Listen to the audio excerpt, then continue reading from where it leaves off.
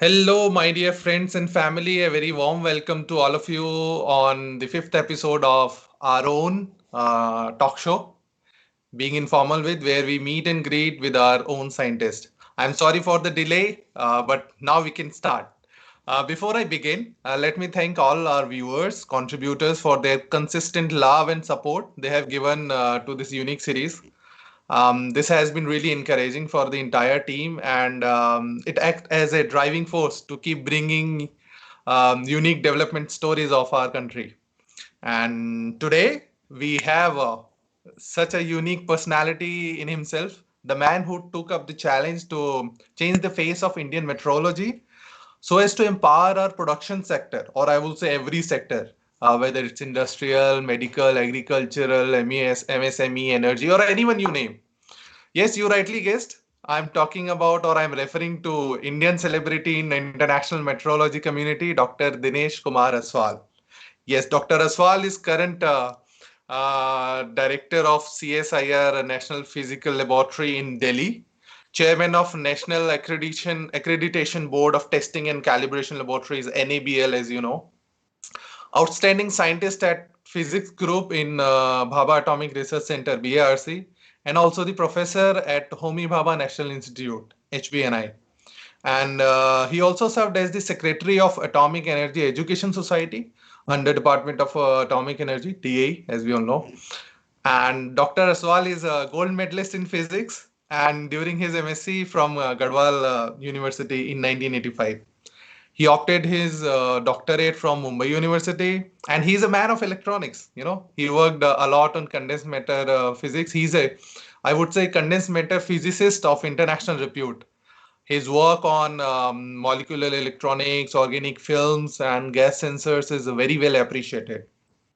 He has contributed numerous publications, of course, filed patents, and recently secured the trademark for Bharatiya Nirdeshak Dravya (BND), or as we call in modern terms, the Indian Certified Reference Materials, which is a unique and a great development. We'll be discussing a lot about it today. And currently, his main focus is to enhance the meteorological capabilities of India at par with the international standards, for continuous improvement of quality and safety of life in our country. This directly help in development of our nation by supporting industry and strategic sectors. And to achieve that, he has created a new model, which we know as Aswal model of inclusive growth of India. And he recently authored a book called Metrology of Inclusive Growth of India. And it is due to be released by our Honorable Prime Minister Shri Narendra Modi ji on January 4th of 2021, next month, on the occasion of 75th Foundation Day of NPL. As you know, India is entering in 75th Independence Day year, and 75th Foundation Day of NPL is celebrated on January 4th.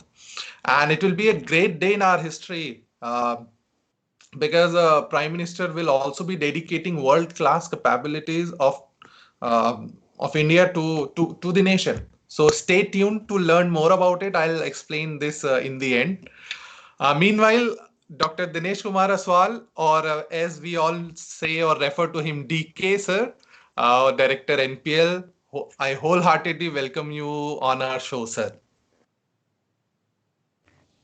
Thank you, Nitendra, for inviting me for this very special show. And as I know that in previous you have invited legendary people like Dr. Kakotkar, Dr. Chidambaram, Professor Grover, Sir Banerjee, and indeed I am lucky to be the sixth one in your this very important show. Thank you, sir. We, as I always say, stories are very important for us, and we try to bring all these news stories. And all of you has contributed a lot, and I just wanted to bring those stories here. So very warm welcome. And along with that, as I always say, there is no journey without friends. And this is the unique thing which we try to maintain here as well. And to share their version of nostalgic stories about Dr. Aswal, today we have with us his distinguished friends and family. I would emphasize family as well today. Please help me in introducing to you our distinguished guest. We have with us Dr. Vinod Kumar Aswal, and we'll refer him VK. He is the scientist and head of mesoscopic small scattering section under physics group at Bhabha Atomic Research Centre, BARC, and he is the brother of DK sir. So we have like a really formally informal show. And this is for the first time we have two scientists from the same family. So I welcome you, sir. Thank you. We have Dr. V.N. Ojha. He is the retired NPL scientist, and he was instrumental in setting up of atomic clock, which actually you all know, we all say IST, Indian Standard Time. So atomic clock basically generate IST, and it is one of the best uncertainties in the world. We'll discuss that as well today, how it is in this manner. So thank you, sir, for joining us. We have Shri Venkateshwaran. He is the Chief Executive Officer, CEO of NABL. And as you know, NABL provides the accreditation to all major facility, including healthcare facility, hospitals as well, etc. And with Dr. Aswal, he planned to accreditate all the laboratories across the country for improved test results. So I welcome all our distinguished guests here today. Thank you so much for joining us and sparing time for this unique conversation today. So let's begin. First of all, DK sir, I would like to congratulate you for the release of your book, and I think this is a very unique topic you have covered, and it's very important for our country to and people to know about it. As you know, like Indian is industry, I would say in this manner, sir, you have changed the face of Indian metrology approach. This was with the better way to put it, and I feel that this is one of the most important and bold decision towards the simultaneous development of all the sectors, and it is very much required to have the economic development of the nation. However, my concern is this, that most of the people, as we know, they don't understand or they don't know what this metrology is. Like, what is this whole fuss about? So, could you please elaborate for us, like, what is metrology in general and why the measurements are so important in our day-to-day life and how this thing could lead to national development? Over to you, sir. Thank Yeah, you. yeah. Thank you, Nitendra. And you have asked a very pointed question. So let me first explain the difference between metrology and meteorology. And metrology essentially means science of measurements, and meteorology essentially means the weather forecast. As you have already pointed out that I was the secretary of AEES, Atomic Energy Education Society. I am also a professor with the HBNI as well as ACSIR. I myself did experiments with my own hands, visited several countries, interacted with the MSME sectors, interacted with the big industries, interacted with the academia. And when I see myself that the way India should grow, definitely we are one of the fastest growing economy. But looking at our population, that growth rate, in my opinion, is not enough. We have to grow much faster. And if we have to compare, we have to compare with China, the way they have grown up. You see, their economy, total economy is roughly 16 trillion US dollar, slightly shorter than the US economy of roughly 20 trillion dollar. And we stand only at 2.9 trillion dollar. So look where we have to go. So we have to go long way to make this country comparable to the world level. Now, when I interact with the various sets of people in education, in academia, in policy making, in industries, in hospitals, The very fundamental thing that comes in our mind is the measurement. Are we making the measurement correct? Say, for example, when I visited one school and started giving the lecture on the measurements, all of a sudden I thought that let me see that if their 1 feet scale, that 30 centimeter scale, they match or not. And you'll be surprised to know that different manufacturer has got different 30 centimeters. No two manufacturer has exactly the same 30 centimeters. So then there is a next question to the students. If you have to find out which scale is correct, how do we do? And to my surprise, it not only to school students, even in the leading academic institutions, this question, which is so simple in nature, becomes extremely difficult for them to answer. So when I took over the directorship of NPL, I tried to understand what NPL is. And as you know that National Physical Laboratory is the National Measurement Institute of the country by Act of Parliament. And it was born, rightly you pointed out, that 4 January 1947, much before we became independent on 15th August 1947. The mandate of NPL was very clear, that it should become the National Measurement Institute of the country. Now the history goes back. You see, when the Britishers, they came to India, they occupied through the Calcutta, all know the East India Company. And that time, as you know that in Jharkhand and I think they will extract minerals and they will send everything to the UK, and even needles and everything used to come from there. So when they wanted to expand, particularly when they wanted to expand in India, the railway network. So they wanted to manufacture everything in India. So manufacturing cannot take place without accurate measurement. Each of the components should have the same measurements. So when I said the 5 scales, different manufacturer had different one, you can't do any experiment with this kind of measurements. That's as fundamental as that. So similarly, what they did is that they launched called the National Test House in Calcutta way back in 1910. And in a way, that was the NMI of India at that point of time, though they didn't declare it. So they have got all the measurement traceable. Now, I'm talking about the traceable word. Let us try to understand. Any measurement we do, we should have a reference. And that reference should have a zero uncertainty. If the reference has uncertainty, then there is a problem. Now, fortunately, with passage of time since 1875, when the International Bureau of Weights and Measure was established in France, so known as the Meter Convention, we could identify 7 SI units. And those 7 SI units, now last year, 2 years before 2 years in 2019, they were redefined in terms of fundamental constants.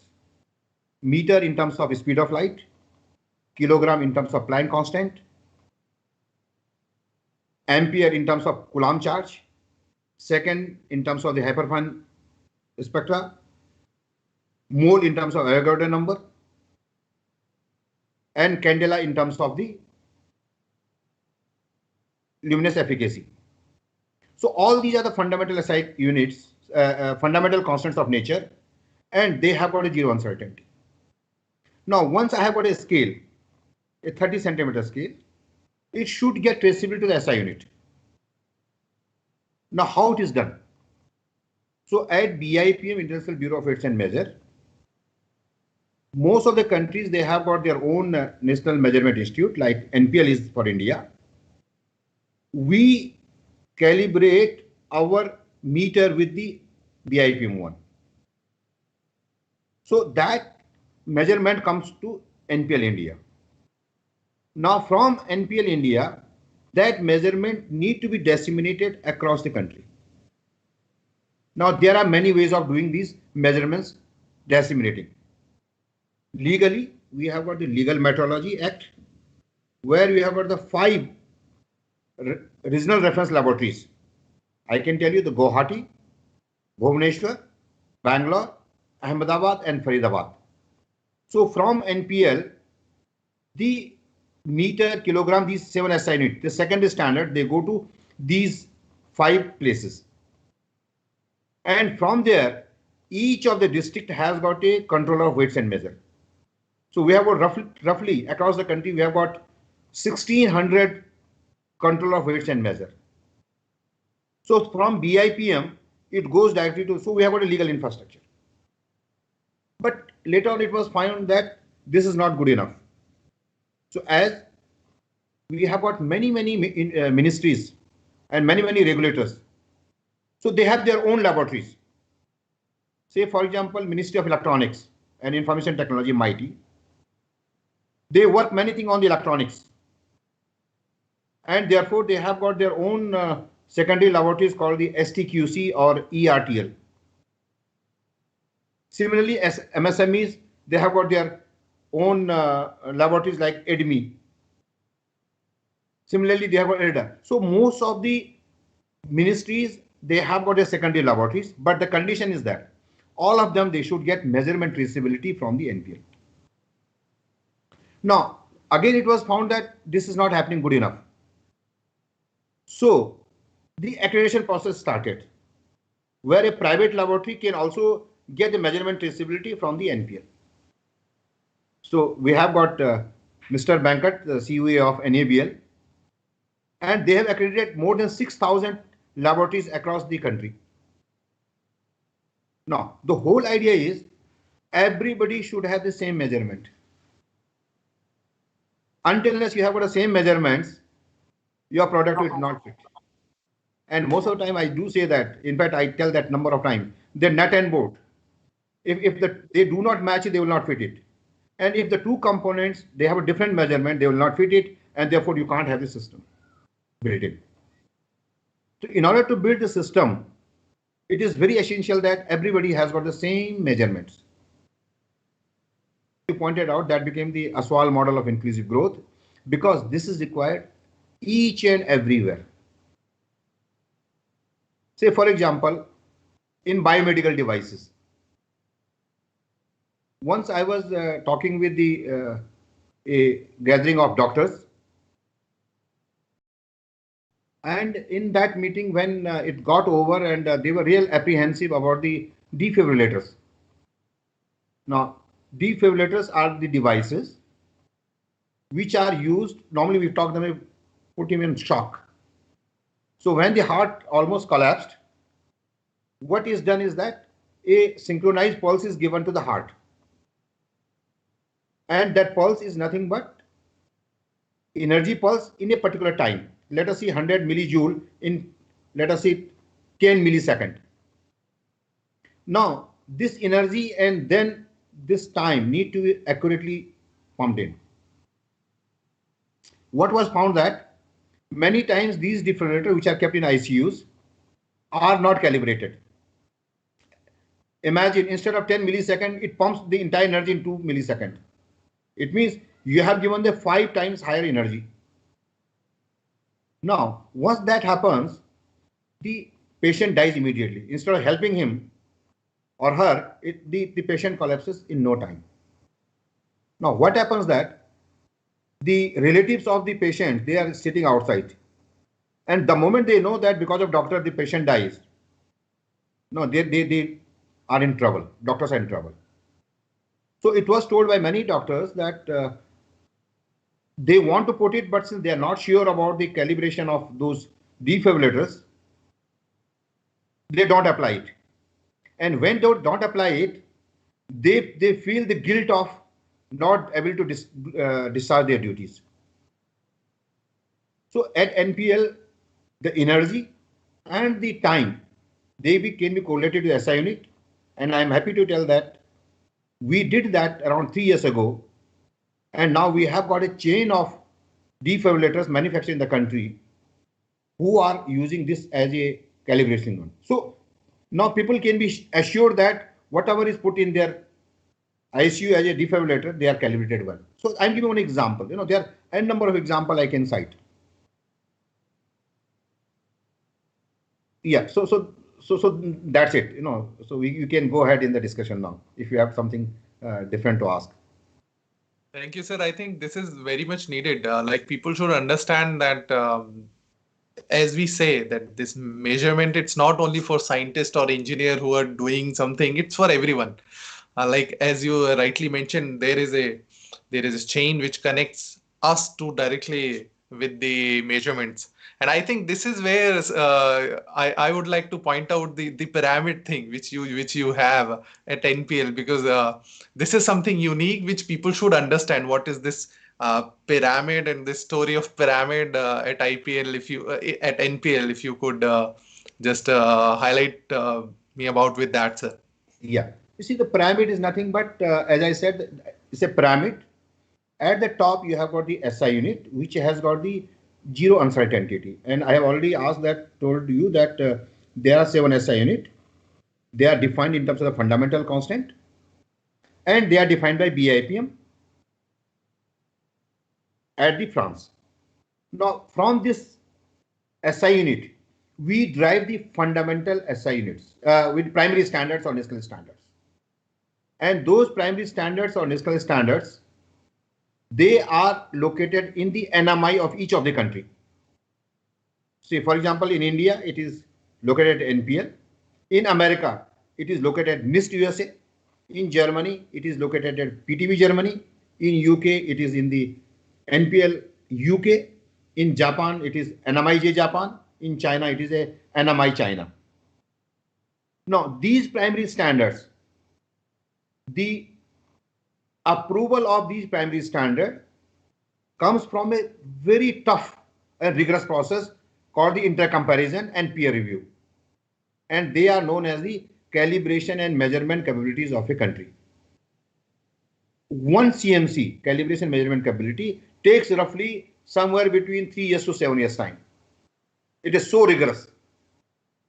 And they are uploaded not at our website, they are uploaded at the website of BIPM France.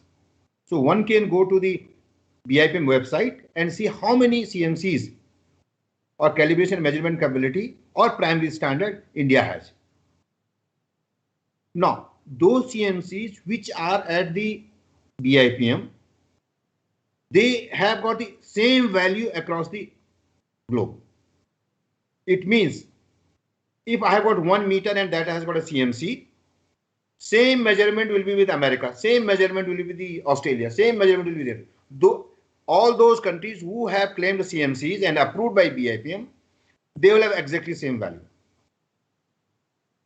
So international measurement comes to the India. And then I explained, now we have to have the secondary and reference standard. Now, as you go down in the ladder, our uncertainty will increase. So already in the primary standard, you have got a larger uncertainty. It cannot be 0 now. So from their primary standard, we drive the secondary standards, which will have a slightly higher uncertainty. And then from there, as I said, that we have got 5 regional reference laboratories. We have got laboratories of various ministries, various regulators across the country. And we have got various. So they create a reference laboratories in their campuses or in their laboratories. Now, from reference laboratory, say for example, I am a scale manufacturer. So what I will do is that I will have a standard that is called a working standard. Now that working standard need to be calibrated with respect to the reference standard. The reference standard need to be calibrated with the secondary standard.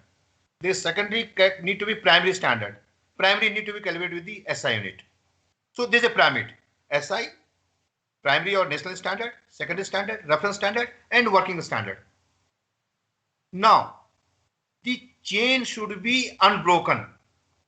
It means that I need not be casual enough that I do not aim at that whether I have got the complete traceability maintained up to the SI units or not. So once that unbroken chain of measurement to the SI is maintained, you will ensure that everybody has got the same measurement within the uncertainty budget. Now what happens? Coming back to the nut and bolt example, suppose nut is made by one and bolt is made by another one, and they have two different scales. Obviously, they will end up getting the two different parameters. But this kind of problem becomes more problematic when we are dealing with the, let us say, pharma sector. You see, many times, as we know that India has become a hub for the generic medicines. And there are many complaints about generic medicines. Sometimes they are not effective, or sometimes they are very allergic in nature. Say, for example, as we know that the active molecule in medicine is very minimal, let us say 10 microgram. Now, if this 10 microgram becomes 5 microgram because of its uncertainty error, it will be underdosed and it won't be effective. It will be ineffective. On the other hand, if it becomes 20 microgram, it is going to be overdosed and it will be definitely reactive. So therefore, the quality control becomes very, very important. And I always say for everything, there is only one criteria. And that is so important. That is, everybody should have the same measurement. And internationally, that is allowed. I just explained. Internationally, that is allowed for each and everybody to have the same measurement. The country has got the entire infrastructure. Of course, we need to coordinate among ourselves.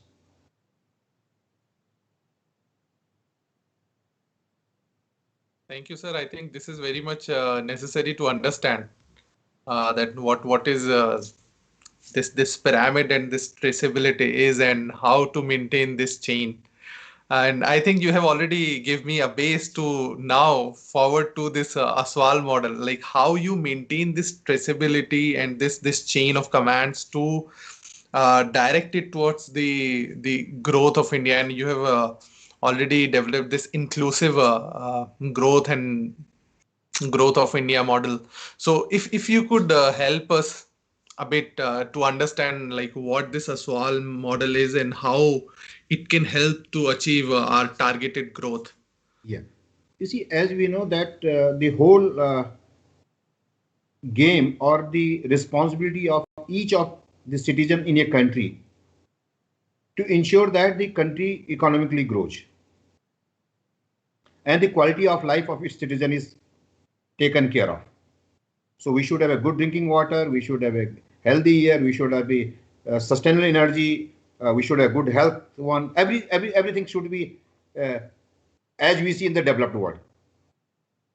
Now, if you see the citizens of a country, they can be easily put up into the four spheres or four helices. The first one is the government. So government need to make the policies. They need to fund and they need to create law and order. So that is their key responsibility. The second one is the academia, the R&D sectors. You see, when we do a research and when we study for what? To create knowledge. And that knowledge should be created some point into technology. And some point of time that technology should create the economy for the country. Like it has happened for the Germany, it has happened for the Japan, or it has happened for the America, and now it is happening for the Korea and China.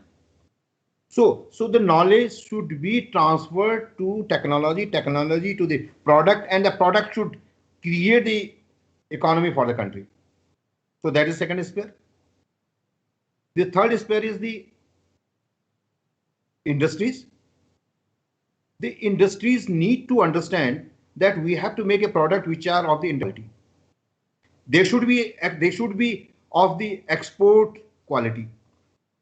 And Honorable Prime Minister has already said it, that we need to become Atmanirbhar. Atmanirbhar means what?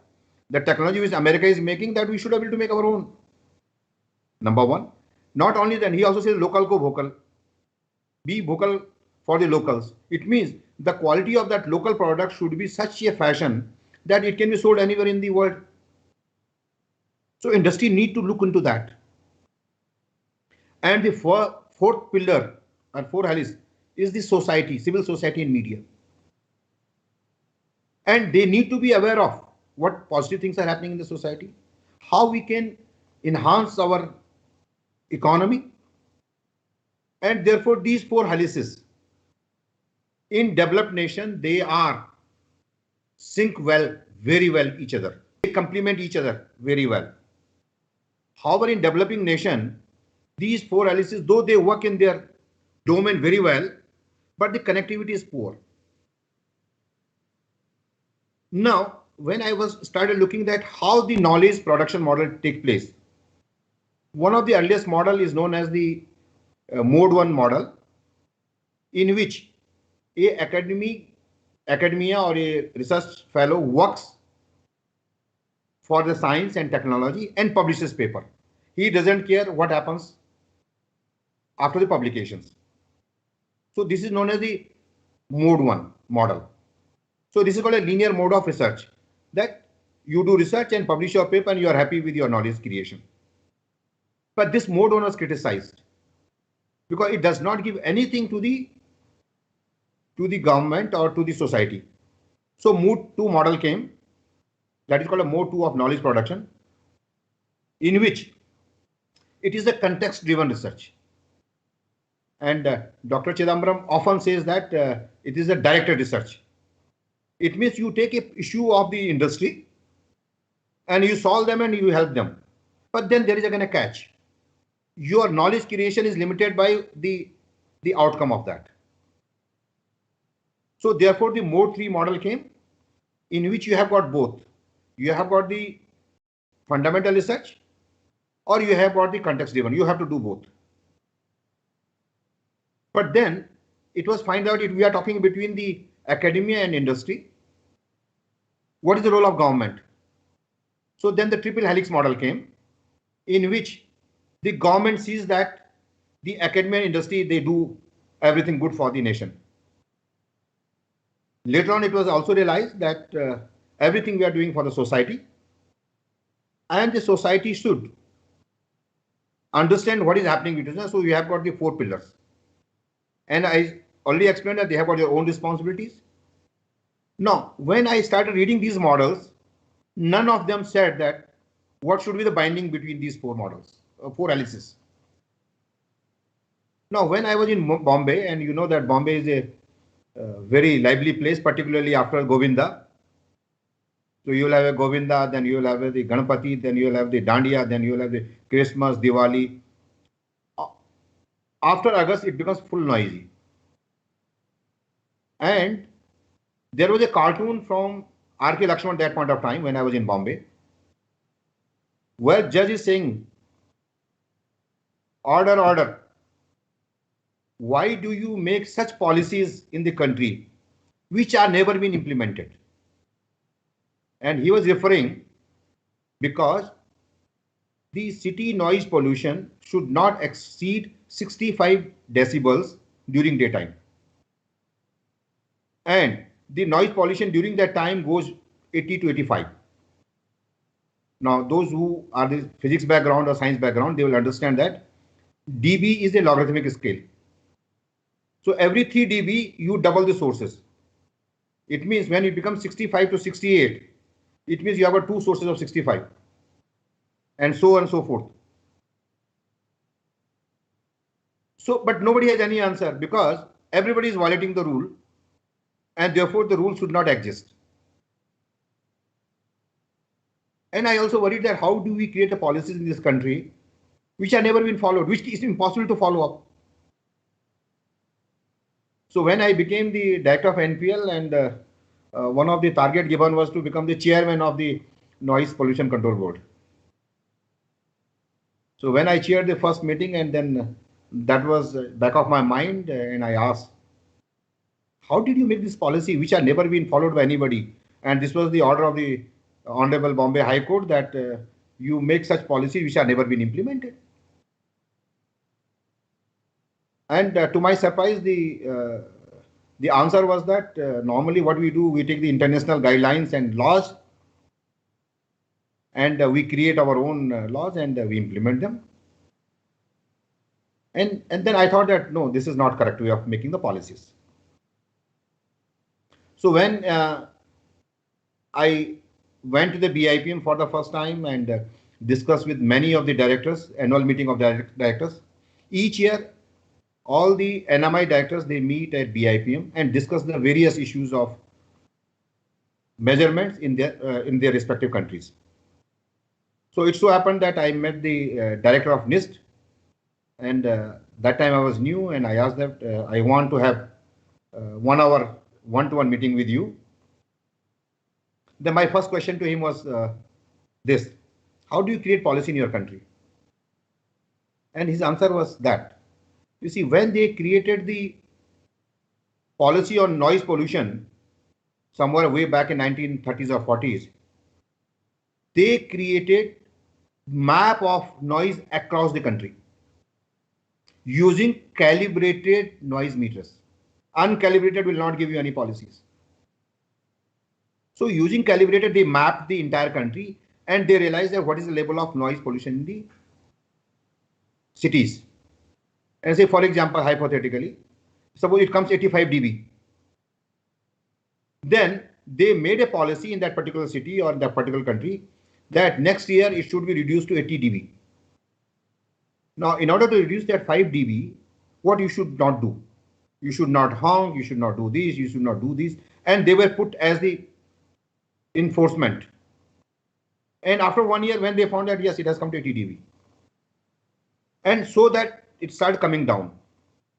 So I was shocked and surprised when they said that the noise level of Boeing engine came down just because of this policy. They threatened Boeing, if you don't reduce drastically your noise below this level, you will not be able to, we are not going to allow you to manufacture these engines. So the science and technology came in the picture, how to reduce the noises. And they say that the Boeing engines, with this law or with this enforcement, the quality of engines became very good and the noise reduced significantly lower.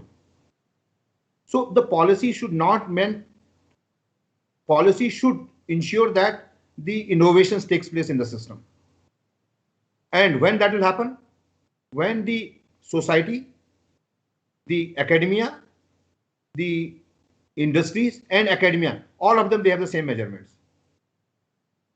If they do not have the same measurements, there is a problem.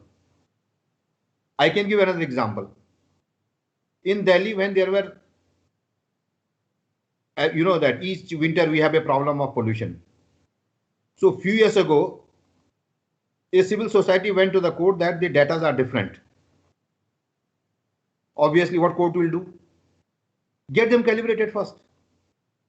Now, once they go for get calibration, what they do? They will go to some of the leading academia by, okay, please see that whether they are correct or not. How they will know they're correct? Eventually, they have to go to some place and they should that whether all the equipments are calibrated or not. So the biggest requirement for a country to grow, as per my model, it is not that it is a very new model. It is making a essence of understanding that no matter wherever you are, no matter wherever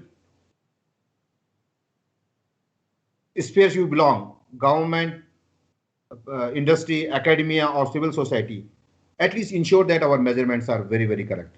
Otherwise, what will happen? Each will have a different measurements and we create a chaos. And that chaos happens almost everywhere. Say, for example, when we talk about that we are getting a very poor quality products from our neighboring country. Now, why we are saying that? Because any material which comes in our country, there are testing laboratories. They should test and they say that we are rejecting your material because they are inferior quality. There is no point in telling, say the lead in toys. After, for 10 or several decades, they came in our country and then we are saying that there was a lead. Why didn't we stop at the beginning? And that's why I always force that in order to ensure the metrology across all the testing and calibration laboratory, NABL has got a very, very important role to play. Government per se cannot do that, but NABL, yes, they can enforce it. And therefore, NABL and NPL, they should be like that link, that they should be strongly bound. And so as these four spheres, the government, the academia, the industries, and the civil society, they should know that they are measuring. Once the day we have got a correct measurements within uncertainty budget, there won't be any problem. And in fact, this is what the China has done in last 20 years. They can tailor the quality of the products. The product they sell for India is different than they sell it for the America or Europe. It is not that they don't know how to make. They know how to make and whom to give what. Okay. Say for example, when they make a solar panel, and we are crying now that because they are not lasting very long. But same company, when they sell it to America, they last more than the recommended or desired years. So that is coming because our testing and calibration laboratory and what is called the conformity assessment, whether the product which you are importing has got the desired properties or not, need to be tested. So testing, the measurement is the very fundamental block of any country. And same thing happens with even academia. You see, sometime when we follow that linear model that we import equipment in the country, we import an idea from the journals, we do nice experimental work and publish in the high impact journal. And then we say that we are great scientists. Of course, we do encourage them also, but one has to be a little cautious. In fact, in one of the PhD review of a leading institution, the candidate published very high quality paper, very good papers in a very high impact journal papers. But unfortunately, he didn't have any measurement uncertainty in his report, in the published papers. And when I sat with him and discussed about his uncertainty budget, the uncertainty was much, much larger than the measured value. It means if he would have reported along with the uncertainty, the paper would have not been published anywhere because it was imphysical. So therefore, the academia needs to be done that, and each of the equipment need to be calibrated. Calibrated again, what we means that it should be traceable to SI unit, and the uncertainty budget should be known to us at each of the step. And it's not that we can't do it. A very interesting story. When last year or a few years ago, myself and Dr. Oja, we visited NIST USA, and they make the so-called the certified reference material under the trademark of standard reference materials. Now, as I said that the pyramid, you are measuring scale going back to the SI unit. Sometimes it can become difficult. So there is alternate method. You make a certified reference material which is produced only by the NMIs. And they have got a value and a assigned value. Value and along with the assigned uncertainty rate. So one of the things was that one of the scientists from NPL India, long ago, he went to the NIST USA. I think his name was Biswabandhu Gupta or something. I don't remember exactly. And as we know that we have got a Fourier transform infrared spectrometer, FTIR. And FTIR is a wonderful equipment to give the fingerprints of the molecules. Okay, you put the sample there and it will give you the absorbance as a function of wave number, and you can give the fingerprints. But the first criteria for that is the wave number which you are getting and intensity you're getting, they should be calibrated. If they are not calibrated, you can get any molecule they are assigned to. So to make that calibrating that FTIR, Biswabandhu Gupta went to NIST those days and he developed a film called the SRM for FTIR. And in India, that is sold as a 1 lakh per piece approximately. And that is needed by everybody. That is needed by pharmaceutical industry, laboratories, these, that. Without that, you can't work. Now, when I go to the many of the laboratories, most of the people do not have that standard. So what happens once you do not have that standard and you take a FTIR, you can get a shift in your peaks. And it can be a boon for the scientist because he can assign it a different work, different new work, and he can publish a paper. So though the paper will be published, but it is of no meaning. And when I saw that the FTIR reference standard will cost at least $1 million annual, business in India if everybody uses that. So that was one of our first Indian certified reference material, and I got motivated with that, and that was my first trademark, Bharatiya Nirdesak Dravya BND, which we built, and that FTIR was launched in the market, and that was a pretty successful. We have done a market survey of that, and with pharmaceutical industry, with many people, they found that it is slightly better than the NIST SRM. And everything is built in this one, and the cost, market cost is only 15,000 rupees against 1 lakh rupees. Now, since NPL is not the business entirety, so we have outsourced that to the private company. So they are manufacturing it. Similarly, when we have got India is a gold crazy country, and we do not know what is the purity of the gold. Again, for that you have to have a BND for that. So we made the BND along with the India government mint, BND 4201. That was our first BND made in India. Then we have got BNDs for the cement. Our cement industry is a very big industry.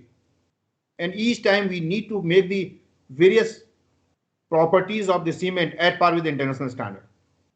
Earlier, most of them, they were being imported in the country. So in association with the National Cement Board, we have already marketed 28 varieties of BNDs, cement BNDs. And they are not only catering the entire requirement of India, but they are also being exported. So we take pride over there. So Atmanirbhar Bharat was already initiated at NPL, 5 years ago, honestly speaking. So those cement BNDs are being sold almost, in Africa, in this one, and many of them even in Europe now. Similarly for water. You see, when I was a student and we used to do a pH measurement, we have got a pH measurement monitor, and we just put in whatever that gives. We'll believe that value. And that is of no use. So basically, we should have the minimum three reference standard. One in acidic, one neutral, and one basic nature, so that one can draw a first calibration curve. And then you have got the unknown curve, unknown sample, and unknown sample will say that how much pH it has got. So we have got one private company called Aswal, and they have started making the water BNDs, pH BNDs, chemical BNDs, so much so that they are almost 100 of the international price. And along with them, we have started propagating them to the schools. So for 200 rupees, we are giving them the 1 liter or half liter of the BND, so that they can have a feel of being how accurately one can measure the pH values. So that is a very good gesture by this company, because they also feel that we are not able to educate our students properly, and therefore they do not have a feel about the measurements. So until and unless this goes into the school system, we can't really, do well. And from my own experiment, when I was a kid, and I was asked that can you measure the value of G? And that is a very simple experiment to say, to begin with. You have got a pendulum and you give a swing. Only you have to measure is the time period and the length of the string. And you put the value of the time period, the string, you get the value G. Honestly speaking, I never ever got the G value equal to 9.8. And consequently, I never got any time highest marks in my practicals. Theory, of course, I used to score very high, but practicals always, I used to get less mark, because teacher used to always say that you are so stupid boy, you don't know this is a 9.8. You look, how nicely he has written his notebook, how clean it is, because mine will be very, because there will be so many corrections, because I get this value, this and this and this. Now, when I really did with my colleagues at NPL, can we do measurement on it? Now, remember, this pendulum equation is only correct when sine theta is equal to theta. And it means that theta should not be larger than 10 degree. Now, imagine a pendulum and you just drop it at 10 degree. See the small oscillation. Now, and the response of the observer, your clock, uncertain your clock, is very difficult to do that. And sometimes, though the mass does not come in the pendulum, somebody will put a big ball, somebody will put a small ball, because the buoyancy force against where it goes against the ear, so that will create a problem. Then some point of time, because when it is going, then there's a stretching also. So there are n number of factors which need to be looked into it for a simple G measurement. And unfortunately, in school days, you will take it to 90 degree and it goes like a swinging here and there, and we get a last time, and of course, no use of that. But my worry is, for such type of experiment, a student will get 20 out of 20 marks. He will be treated as a very brightest of the student for doing everything wrong. And that is my worry. Until as we do not make a correction in our education system, there is going to be a big problem. So ideal G cannot be done by human being using pendulum. So you should have an inert all ear taken away. There should be a robot who will exactly put a 10th one. The timer should be with the atomic clock synchronized. There will be repeated one, average on out. So it is a very tough task to measure the G. So that kind of feeling, what are the various sources of uncertainty? What should be the, where one should do experiment? That kind of efforts need to be put into the education system. Or similarly, when we used to do the chemistry experiment, when they used to give you the 3 or 4 unknown compound and they will ask you to how to find it out. Most of the time, student, what they will do, they will ask lab assistant, hey, please tell me what are there in this one. So without doing any experiment, they will write all this one. So that kind of culture should not be there at all. So that should be done away with that. But remember, finding unknown chemicals will require almost standards everywhere. Because if you do not have a standard samples, you don't have BNDs and CRMs, you will not know what you are measuring. It will become almost next to impossible.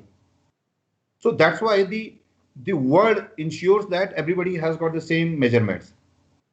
Now, once you have got the product made out of the international measurements, the international trade becomes very simple. Okay, a few years ago, there was a set of rice producers in India. They came to NPL. What they said that they produced so good basmati rice, they exported it to the various countries, and at that border they were rejected because the limit of pesticide and heavy metals in the rice was above the detection, above the admissible layer, admissible content. But they say that when they tested in India, they found that they are below the set limit. The whole problem is the uncertainty budget. The lab in India, if they do not have a right kind of BNDs or CRMs, their equipment is not calibrated. So therefore, in the absence of that, they will say that as per their equipment, the pesticide and they are below the admissible limit. Now, when they go to abroad and they measure here actually, they measure with their BNDs and their CRMs, they find it above the admissible limits. And the most unfortunate part is that such consignments are found unfit for human consumption and therefore destroyed. And once they are destroyed, the company undergoes a huge economic losses. So if you see the total losses, either when we import the poor quality material in our country, or when we export and we find that our exports are being rejected, that creates a huge amount of losses to the country. And the poor quality also has a problem. You see, it's not only that the product has gone bad, it also creates a huge amount of waste in the country. Now, disposal of that waste, which is contaminated waste, that will go either in your soil, that will go in your air, or that will go in your water, that contamination. And that will affect the quality of life in India. So when we talk about sustainable growth or inclusive growth, in that Aswal model, which I often say, is to make aware of each and every citizen. Please ensure that our measurements are correct. And until unless we ensure that part, it will become very difficult for us to take a lead in any of the directions. You see, for example, solar panels we even import. So much of R&D for 1960s. Even NPL started the work on these solar panels and this and that. That technology didn't go to the kind of mass production. And honestly, it so happens that most of the time when the laboratory makes a prototype and transfers to industry, the measurements uncertainties are different. And therefore, what has been committed by the lab do not really translate to the industry. And therefore, industry do not come to the academia. Then, even in such cases, wherever the measurements are okay, reasonably within uncertainty and they have been transferred, the biggest problem comes with the government part. Those who certifies them. So those who certifying them, that should be independent body. And their measurement should be exactly that, what they are saying. Unfortunately, in many of the cases, India even do not have a certifying authorities.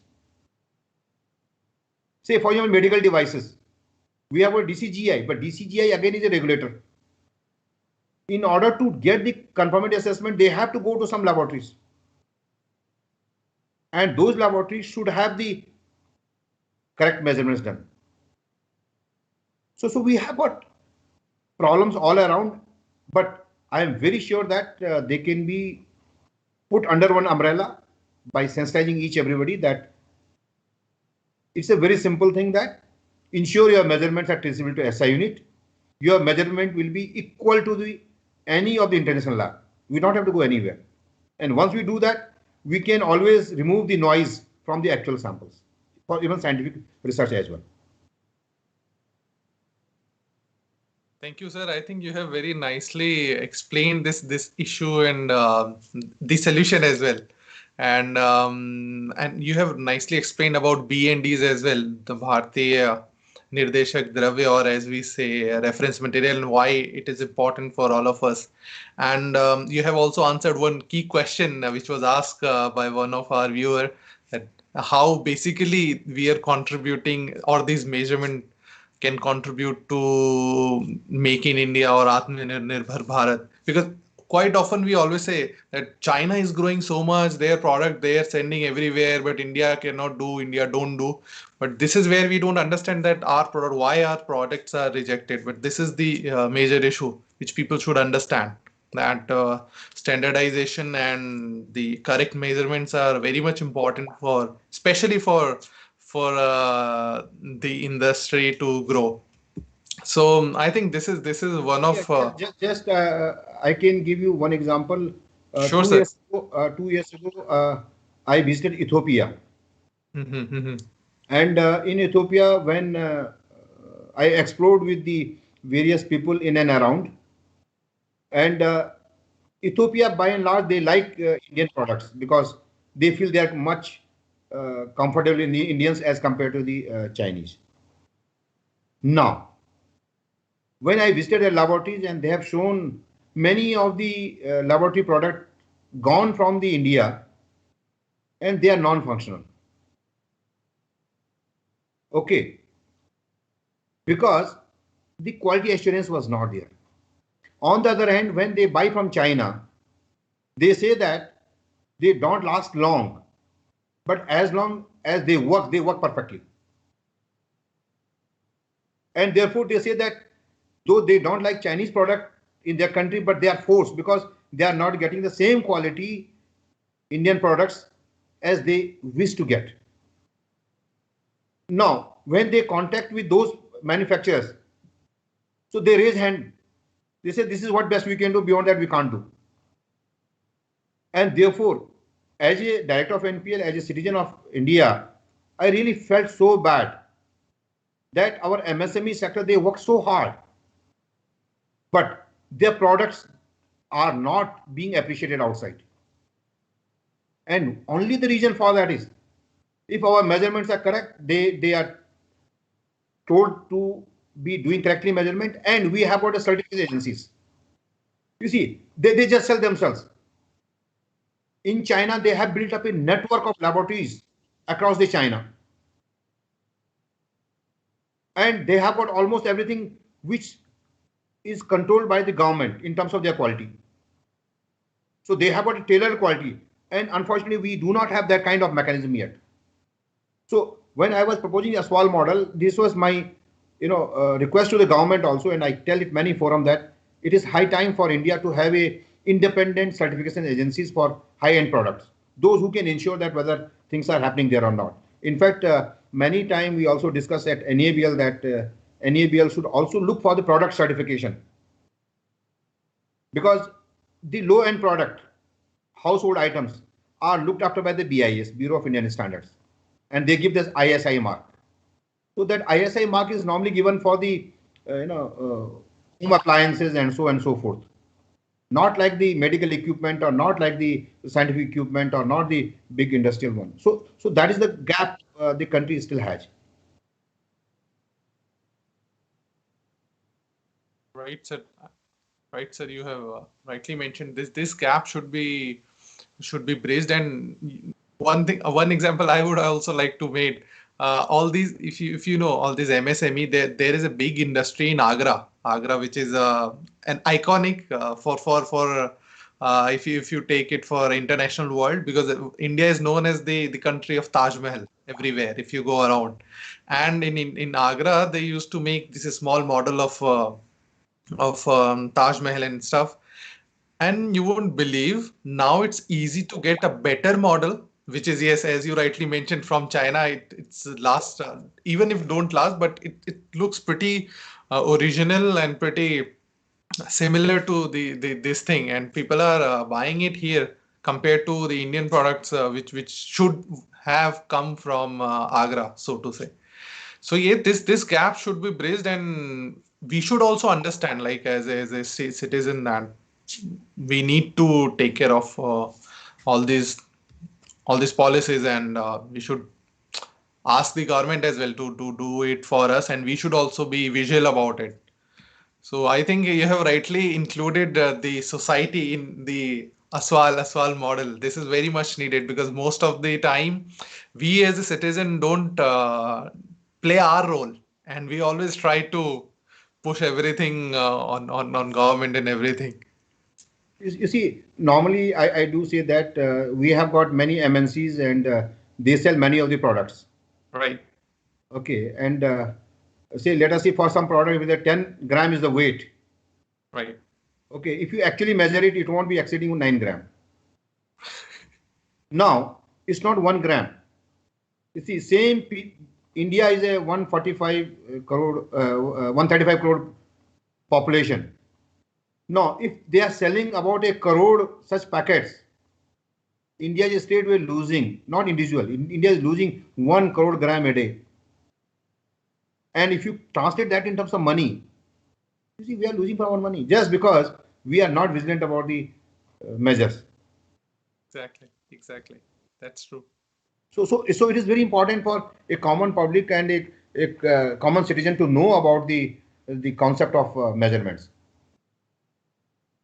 I think with the BNDs you have created, it will be easier to have, like you have mentioned rightly, to have better policies. And I think with this reference material, the government can force the industries as well to follow the certain strict norms to it, and things will improve in due course of time. I think I found like these are two of your achievements in having the BNDs, the reference materials, and one is the IST. I want to talk about Indian Standard Time as well. So you got IST as a trademark, the trademark Indian Standard Time, which is uh, I would say one of the best for me. It's the best or accurate time across the globe with the accuracy of 2.8 nanoseconds. And so I would like to understand like what were the challenges and issues in achieving in this IST, because we had IST for long, we had atomic clock for long. Then like how what are the difficulties in the past? Why didn't have we had this IST registered or recognized internationally or globally? And also, if you could give me the glimpse of how this IST can impact in raising the national income, so to say. So just quick Yeah. on that part, sir. You see, again, time is second, and second is the SI unit. So, and any time a NMI establishes a SI unit, it has to have a link with the BIPM. Until unless BIPM approves that you have got this time, that is not acceptable. So when I joined NPL, and that time ISRO wrote a letter to the BIPM that since we are not getting time from NPL, so can you give us directly the time? Now, President of India in 1956 signed the CGPM at France, BIPM, that NPL India is the NMI. So BIPM will never ever work with anybody else other than the NPL. So it is the moral responsibility of NPL to ensure that all 7 SI units are realized. Now the time is that entire world, again I am saying that it is the entire globe one time, entire globe 1 meter, entire globe 1 kilogram. So for time, there is called a universal coordinated time. So we have got NMIs, I already told, we have got 62 permanent members of BIPM and another 42 as allied members. And the BIPM covers 98% of the world population. So universal coordinate time is defined as from NPL, we have got 5 atomic clocks. US has got some around 60 atomic clocks. And like that, there are roughly 500 atomic clocks across the globe in the NMIs. And every day, all the clocks are synced at the BIPM. Every day. And the average of those 500 clocks are taken away. And that is roughly referred as the Universal Coordinated Time, UTC. And how much our clocks are giving to that is given as a weight, and how much far we are away from that UTC, that is referred as our uncertainty. And that uncertainty is communicated back to us. So with respect to UTC, NPL has got this much of uncertainty in it. Now, that is a very mammoth task. And I was very happy that Dr. Oja was heading at that point of time the division of Indian Standard Time. That time Indian Standard Time was not the real time coming to us. We had a large uncertainty. Uh, the IST was not even trademarked. So we set up a backup of 5 cesium clocks, hydrogen measures, worked 18 months tirelessly, and we intercompared. We did our calibration, international calibration. As I said that we need to have intercomparison. We did our receivers compared with the Japan, NMIJ Japan, and finally we are listed now as a one of the best time of the world of 2.8 nanosecond accuracy. Now that time comes to the NPL, and we are very proud that we have got this time, which is listed not by us, by the BIPM. Now, as I say that nowadays time is money, and it's genuinely a money. Say, for example, long ago, during the Kargil war, when the Pakistan invaded in the Kargil, and Indian government thought that we'll take the GPS signal and see the map and kill them in no time. But to our surprise, no GPS signal was given to us in that region. And therefore, the Kargil war went very, very long. And that time, Honorable Prime Minister Dr. Atal Bihari Vajpayee ji, he said that India should make our own Navik or own our satellites. And ISRO did a fantastic job, and they made the 7 satellites known as the Navik now. Now, for those Naviks, again, we need our time. And that's why they're desperately were looking for the time. If they take time from GPS, again, the same problem will happen. And that's why the NPL role was very, very important. And there is a timely team built at NPL under the leadership of Dr. Oja. And in 18 months or 20, 25 months time, we could establish the clock. Not only clock, we could synchronize the Lucknow center and the Bangalore center of the ISRO. And from there, they give time to the entire ISRO program. And now, as you know that we have got 7 satellites, and in fact, you need only 3 satellites to image the object, because each one of them is 120-degree arc. Each will give 120, 120, 120, 360. Now, the location of that should be narrow, and narrow depends upon how closely these clocks are synced. If you reduce the uncertainty, your image becomes much clearer. And now I am very proud to tell that the images which are obtained by ISRO, the footprints which are obtained by ISRO, are far superior than that we get from the GPS. And that is a great achievement.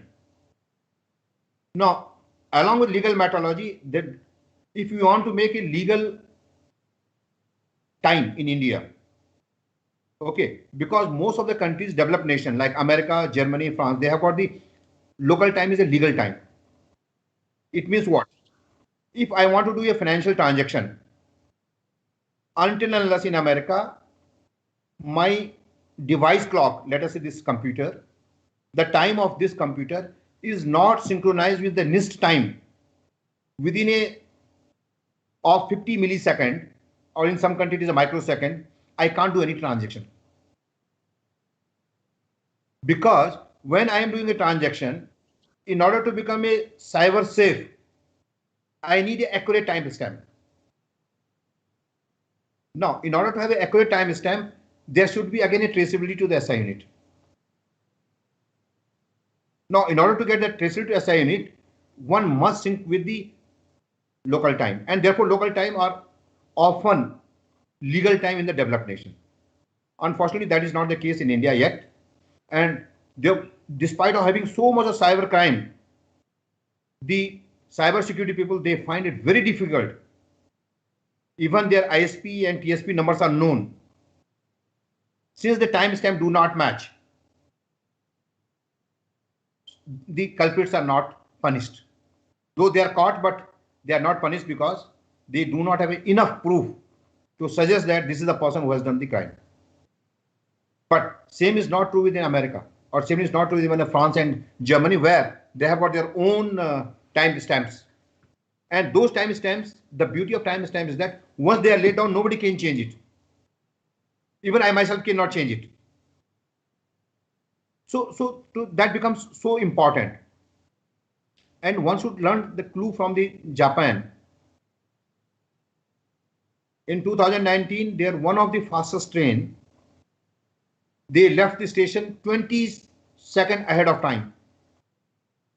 The Japanese railways made all the apologies and they refund all the money, but they did the calculation how much country lost because of that. And it has gone in the millions of dollars. Now what happened, unfortunately, exactly after 9 months, same thing got repeated. And you know what media wrote? The Japanese standards are now going down. In a span of 9 months, twice the train left station roughly 20 seconds ahead of time, and they made a hue and cry. So what I'm trying to say is that how the society of Japan are worried about the timings. And anybody who has traveled Japan, people come there just 2 minutes ahead of in the station. They just come 2 minutes ahead of the train departure. Within 2 minutes, you will find nobody is there in the station because the train comes, people board in, they come out, and after 2 minutes, nobody will be there at the platform. And the power of that human, the value of human time is the asset that need to be utilized for the much better purposes rather than killing your time at the station. So that is one example, and that also brings mentally that when you have got all the measurement done correctly, so that also brings a kind of focus in our work, what we should do, what we should not do. The quarrels also reduces. Otherwise, if we have got different measures, then we have got a perception. From my perception, I am correct. From your perception, you are correct. But once we know that is a correct measurement, then we'll have no quarrels. So that's why I keep on telling about a society. Society should be made educated of the accurate measurements. Okay.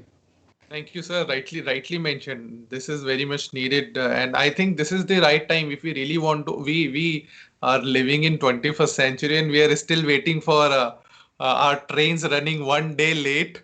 I think this need to be improvement. This need to improved, and here I would like to invite Dr. Ojha. You have mentioned like he played a key role in achieving this accuracy of time or Indian Standard Time. So, sir, I would like to address, I would like to, in fact, ask you how complicated it was actually to achieve such an accuracy with the atomic clocks and the entire range of atomic clock you have. Because as I mentioned, we already had atomic clocks. Like, then why we didn't have this IST accuracy before? And if you can highlight what role does Dr. Aswal or DK sir played in this journey. Over to you, Ojha sir. Thank you. Okay, thank you. And good evening to everyone who is as a guest members and Dr. DK Aswal especially. If I go back to the memory lane, I remember I met Dr. Aswal on 15th December 2015 when he joined as a director at NPL. And as one of I was the senior most scientist after him. So we had a good interaction throughout after his joining. We welcomed him. We gave him the seat and the chair as a customary welcome. And later on, he called me, and then we had a discussion. And during discussion, he was always asking me questions. And this went on for a long time, say about a month and so. And I was surprised to understand how come Dr. Aswal, who is coming from BARC with a background of condensed matter physics and molecular electronics. I am also a physicist. I also worked on high TC superconductors and other things. But the questions he was asking me all the time was related to the metrology. He pointed out the metrology as the science of measurement and its application. And he was asking the deep questions in those areas, whereas such questions were never asked by earlier people or senior scientists, because until unless you really work in the area of metrology, those questions will not come in, because each area has its own understanding and expertise. And if you see the depth of those subjects, that is literally different, and one has to understand. After working only, one can understand that. So he was asking me those questions all the times. Then later on, when I asked him, how come you're asking such a question? He said, I am always reading books from various metrology areas, and then also from the NIST. He was following NIST, NPL UK, PTB Germany, Japan, and all those developed countries. Then I realized, yeah, that may be one of the reasons. Because I also had an opportunity while working in NPL for 36 years to visit and work in all these NMIs. And that's why my metrology area also a little bit improved in that way. And I understood what real metrology is. Measurement of science is not so straightforward, because it's a precision measurement, and it takes its own time to understand and to appreciate it also, and to build up there. Now, the question what you asked is basically the building up. You can understand the physics of, say, time and frequency, or you can understand the physics of Watt balance or Kibble balance. You can understand the physics. But to realize that, that is the hard job. Even if you see, if I talk here as a Kibble balance, Dr. Aswal always points out that it took more than 140 years to change that mass, which was an artifact, till 2019, May 2019, we have now replaced that. So that has changed into Kibble balance. So now you can understand the Kibble, which is based on the fundamental constant, how tough it is to realize that. Even if I talk of the NIST, I had an opportunity to work for NIST for some time and PTV Germany for 2 years. I found that these people were devoting more than 20 to 30 years in these areas. And now they realize that, and after 2-3 countries realized it, this has been adopted by CGPM. And then it is from CIPM and then BIPM, it is now giving the traceability. So one can understand the area. So similarly, Indian Standard Time, what you are talking of, it also evolves with time. In India, no doubt, it started in 1974 already, time, what you are talking of. But uncertainties were always high. And there were many reasons for that. And one of the reasons is that, are all the instruments traceable properly and calibrated properly to the system or not? That is one thing. Are they internationally intercompared to understand that what is the difference between the two countries' values and why this values change is coming? So all those depth knowledge was basically has to be understood. And here Dr. Aswal's role comes into play, because his understanding day by day was so much improving that he immediately got the problem that there are many, I'll talk, if time is there, I will talk of many areas where he immediately took steps. That's why you will see that when you ask the question that how the NPL was changed, so you will see that many areas he picked up. And fortunately, in 2 or 3 major division, I was also the head of the division during his period when I was working there. So I also had a lot of interaction, and then we had a common goal that, okay, let us change the situation or scenario so that NPL India also become the international level. Okay, at certain parameters, we were not at international level. So we thought, let us go up and reach to that level. And for that, that hard work started. In Indian Standard Time also, when he gave me a chance to head that division, we jointly worked together for long hours. Okay, the team was built, and I really appreciate the team. The time and frequency team were really marvelous. A lot of good people were around, hardworking people were around, but the leader was the best, Dr. Aswal. He used to call me because I used to stay near to his director's bungalow in NPL colony. So he used to call me whenever, okay, Ojha, come. You're free, right? Yes, always free. Let's come. Let's sit together, plan it out, that where we are, there's a lacuna in the system, where we are not getting the time signal as compared to the NIST time signal or this value. Why we are not getting? Because if we are always getting around 7 to say 10 nanosecond traceable to BIPM system, why not below that, whereas we are talking of NIST and other countries, which are around 2 to 3 nanoseconds. Why not we? Then those analysis started. And 2-3 times, I found that he was so keen in getting time and frequency to the highest level that he used to call the whole team. And we used to sit together for late hours also. And I'm thankful to his wife also. She's a great host, I will say. Whenever we used to visit their place and even stay up to 12 o'clock in the night, she used to give us coffee and eatables and all those things.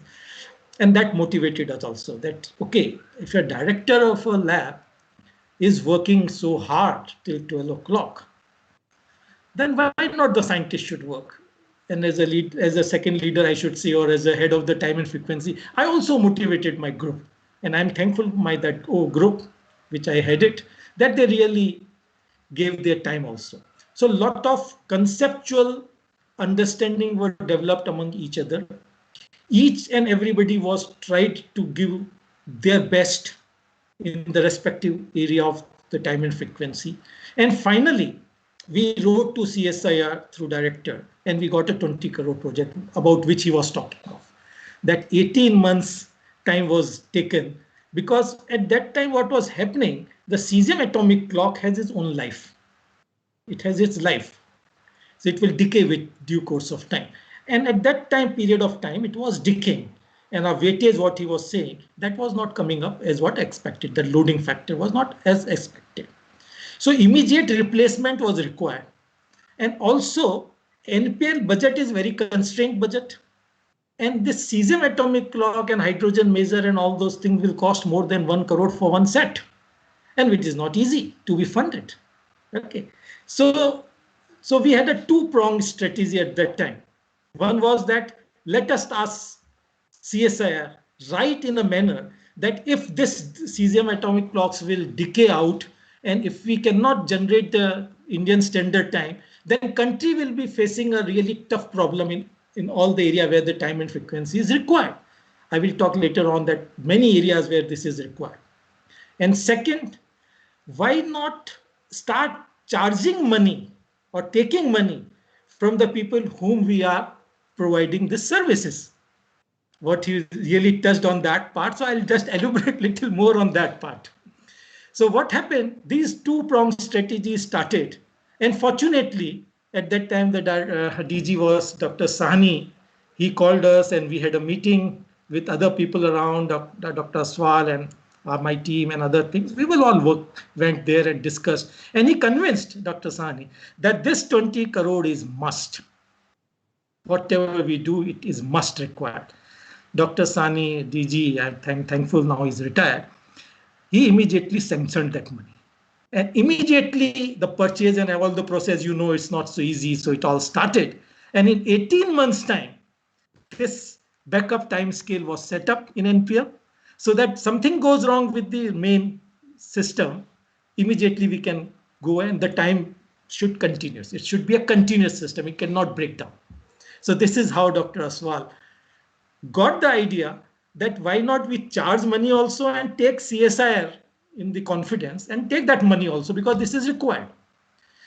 And that was not done earlier somehow, whatever may be the reason. So that's why I appreciate him that he really understood the crux of the issue of the metrology.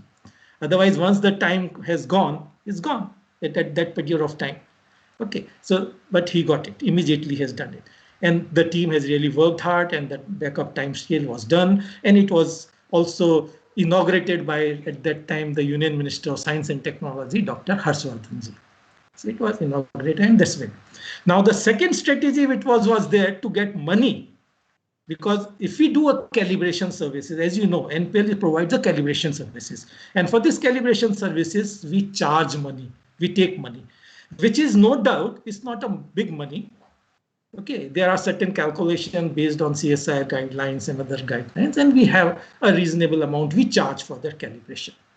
At that time, we were never taking any money for this time services, which was disseminated, which was given to them. So that second prong was his comment. And I really appreciate, because I was also working for last say so many years, but I never thought of that also, that why not we should charge for that. But how to charge? Because is it a calibration or is it a traceability? So a lot of discussion went about that. I will not go into the detail because these are more scientific and in-depth understanding that what is a traceability and what is a calibration. So we had a discussion and then we came to conclusion that we can charge ISRO the traceability charge, because from by IPM we are getting that traceability through UTC, what he has talked of, and that UTC plus 5.5 hours make Indian Standard Time. Now, if this is we are giving and providing, he talked of that Lucknow and Bangalore, these two centers we are providing. So if I remember correctly, on 14th June 2017, there was an MOU between ISRO and CSIR-NPL. And this was attended by the two big giants ministers, Union Minister Dr. Harshvardhan of Science and Technology, and from the parliamentary and from the ISRO side, Dr. Jitendra Singh, if I remember, he was the Union Minister. And from our side, director was there and our team was there. And from there, Dr. Srinivasan, another director from the ISRO was there. Fortunately, Srinivasan was my junior in Delhi University at that time. So it was nice meeting him also. So now that MOU was signed on 14th June 2017, and based on that MOU, we started getting the traceability charges of 1 crore per year for one center. So that makes 2 crore. And the idea behind was that the same thing, that if these 2 crores are coming, we can pump that to develop the Indian Standard Time. So that was the strategy. Because Indian Standard Time has to be developed and it has to be running all the time. And now this will also help us to fund money for international intercomparison, also to change the instruments, the latest instrument. And based on this change in the instruments and the calibration, ultimately we came down from 7.8 nanosecond to 2.8 nanosecond. So it was not very straightforward. Money was required for that. Calibration means internal calibrations required. International intercomparison was required. So all these was a really teamwork of time and frequency, and Dr. Aswal leading to that because he took the keen interest. Sometimes I used to feel, I may be frank here to say now I'm a retired person, sometimes I used to feel that he's working for time and frequency. Not as a director, but as a scientist also. He was devoting his time, complete time on the time and frequency. And sometimes I used to hear from other people, he's only giving time to time and frequency people. Why not to other people? But that was important, because if that was not done, now even ISRO should be thankful to NPL in principle. Because whatever now they are claiming for the public, if I have read their literature somewhere, they mentioned about 1 meter to 3 meter as their positioning system for the public. And from the civilian or for the defense point of view, encrypted system, because that is not meant for all. That system, they come down to less than 1 meter in positioning system. So this is how the image is, what you are talking of.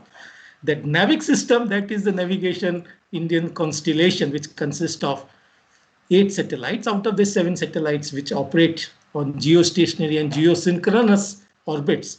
I will not go into all this detail of all these things. But once they are working on that system, you can position your system, whatever positioning you want, very well. And this coordinates with positioning, which is much, much better than GPS. And this is all due to, indirectly, I will say, to Dr. Aswal. Because he gave the time to ISRO, and now simultaneously time accuracy traceable to BIPM was also reduced, and which is equivalent to somewhere to GPS also. So now we are much, much better in comparison to this, and India has become self-reliant in this area. So I give credit to Dr. Aswal for that. And fortunately, I was with him, so I really enjoyed working there. So this is one area. There are many areas where I have worked with him and we were associated and worked together, because as a head of the division, I had an opportunity to interact with him. Another interesting area was about your body armor. When he joined, that Niti Aayog at that time said that, okay, we will like to start some testing and calibration for the materials used for the body armor, and why body armors should be purchased from international market.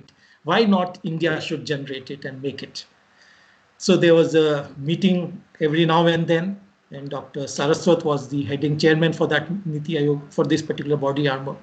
So sometime director used to go, sometime he asked me to go. And then number of 2 years we went there, and with one of the carbon scientists associated with us, we went there.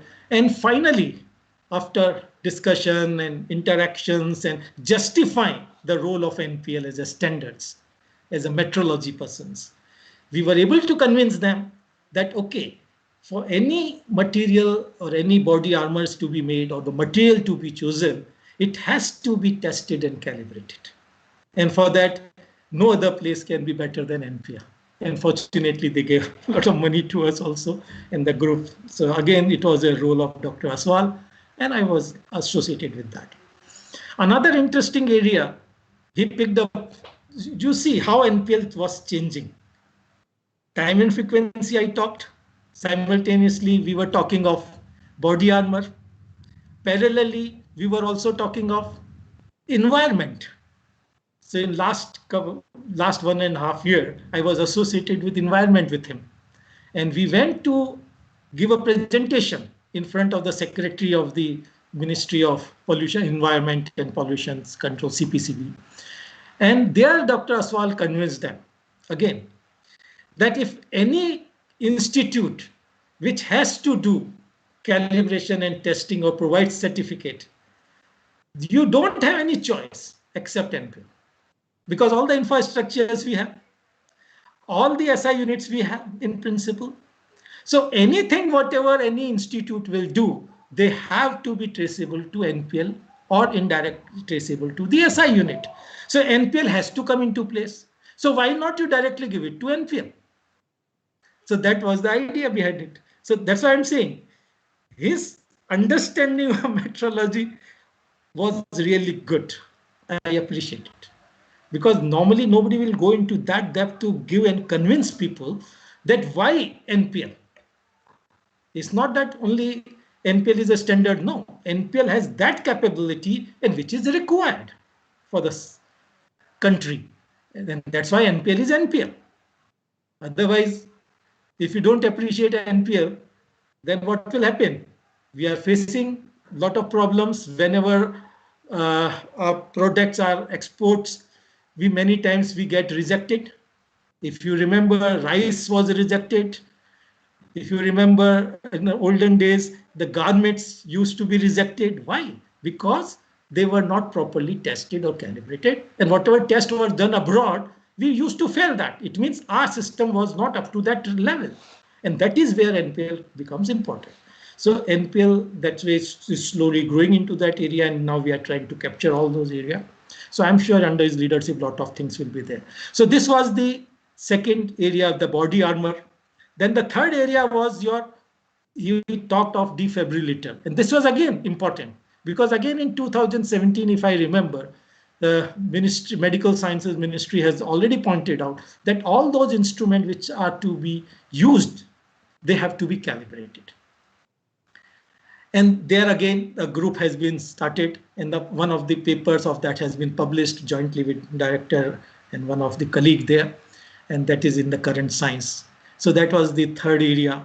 The fourth area, if you see, fourth area already I have talked of that pollution. For that also, there was no primary standard for this PM we talk of, PM 2.5 and PM 2.0 to PM 10, that is particulate matter. As such, there is no traceable system available. All our systems which are available for calibration, they are basically imported one. And there's a drawback in the imported system. If the imported systems are working in certain range, which is true for their own country or for their own region, may not be true for this region in India, because it depends upon which range you are talking of. If our range is different than the range of, say, Europe and America, because their pollution levels are different, then what will happen? That same instrument cannot provide the proper measurement. So you need your own system primary standard. And there he again took initiative, and the lab has already set up. And that was again inaugurated by Dr. Harshvardhan, the Science and Technology system. And that is a unique system. Maybe sometime anybody has an opportunity, they should go and see that. That's a unique system. So that was another area. And based on that, and based on the understanding of and the presentation front of the secretaries and other people, the money now has been got for this setting up the facility of CAM and SAM, that is for the air quality monitoring system and for the emission quality monitoring system, CAM and SAM, the money has got. And this is to be now, the construction work is going on. And on 4th January 2021, Modi ji will inaugurate one of that system. So that is another interesting part. Now this CAM and SAM, only money got, we will have a primary standard. But besides that, the important aspect which comes to play here is, in some time, because sometime I remember, sometime I don't remember the correct dates. It is about 19th August 2019, if I remember. There was a notification from the Ministry of Environment and Science. And they said that we confirm that the NPL India will be a lab which will provide the certificates for this CAM and SAM. So this is a real credit. This is a game changer for NPL. This is for the first time that NPL got such a recognition and facility, and then people appreciate it. Because otherwise, if we talk of pollution, NPL was never figuring. NPL was never given a name that they will do something for this. And now you see that it's a total game changer. Another area, if I talk, again, it's related to the time and frequency and the smart grid. Now, you know that time and frequency is such a thing that what we are talking today is also a time. We don't know how many people are at present looking or watching this show. Now, if they see their own laptop or the computer, what they are using, and now if they see the time, and if we see the spread of this time, you will see there's a lot of spread in this time. Okay, each computer or laptop may not be enough. For that also, NPL said, okay, go to the nplindia.org site or nplindia.in site, and you will see there's a clock running all the time. You can now synchronize this laptop and this. So another interesting area. Now in India, whole India can be synchronized. This is the beginning what he has done. Earlier it was not that way. Now he also pointed out one more interesting thing, and then we discussed on that. Is it possible that the whole India can be synchronized to less than 1 second to begin with? Okay, because there are different areas. If I talk of financial area, financial sector or cyber security sector, then you need the uncertainty less than, say, millisecond or even microsecond is required. Because in financial, people say that there's a lot of fraud has gone and taken place due to the algorithm. Because the selling and the purchasing of, say, your bullion or of your bonds, if you're doing that, in that if there's a time delay of few microseconds, then the conversion factor changes and a lot of money is here or there.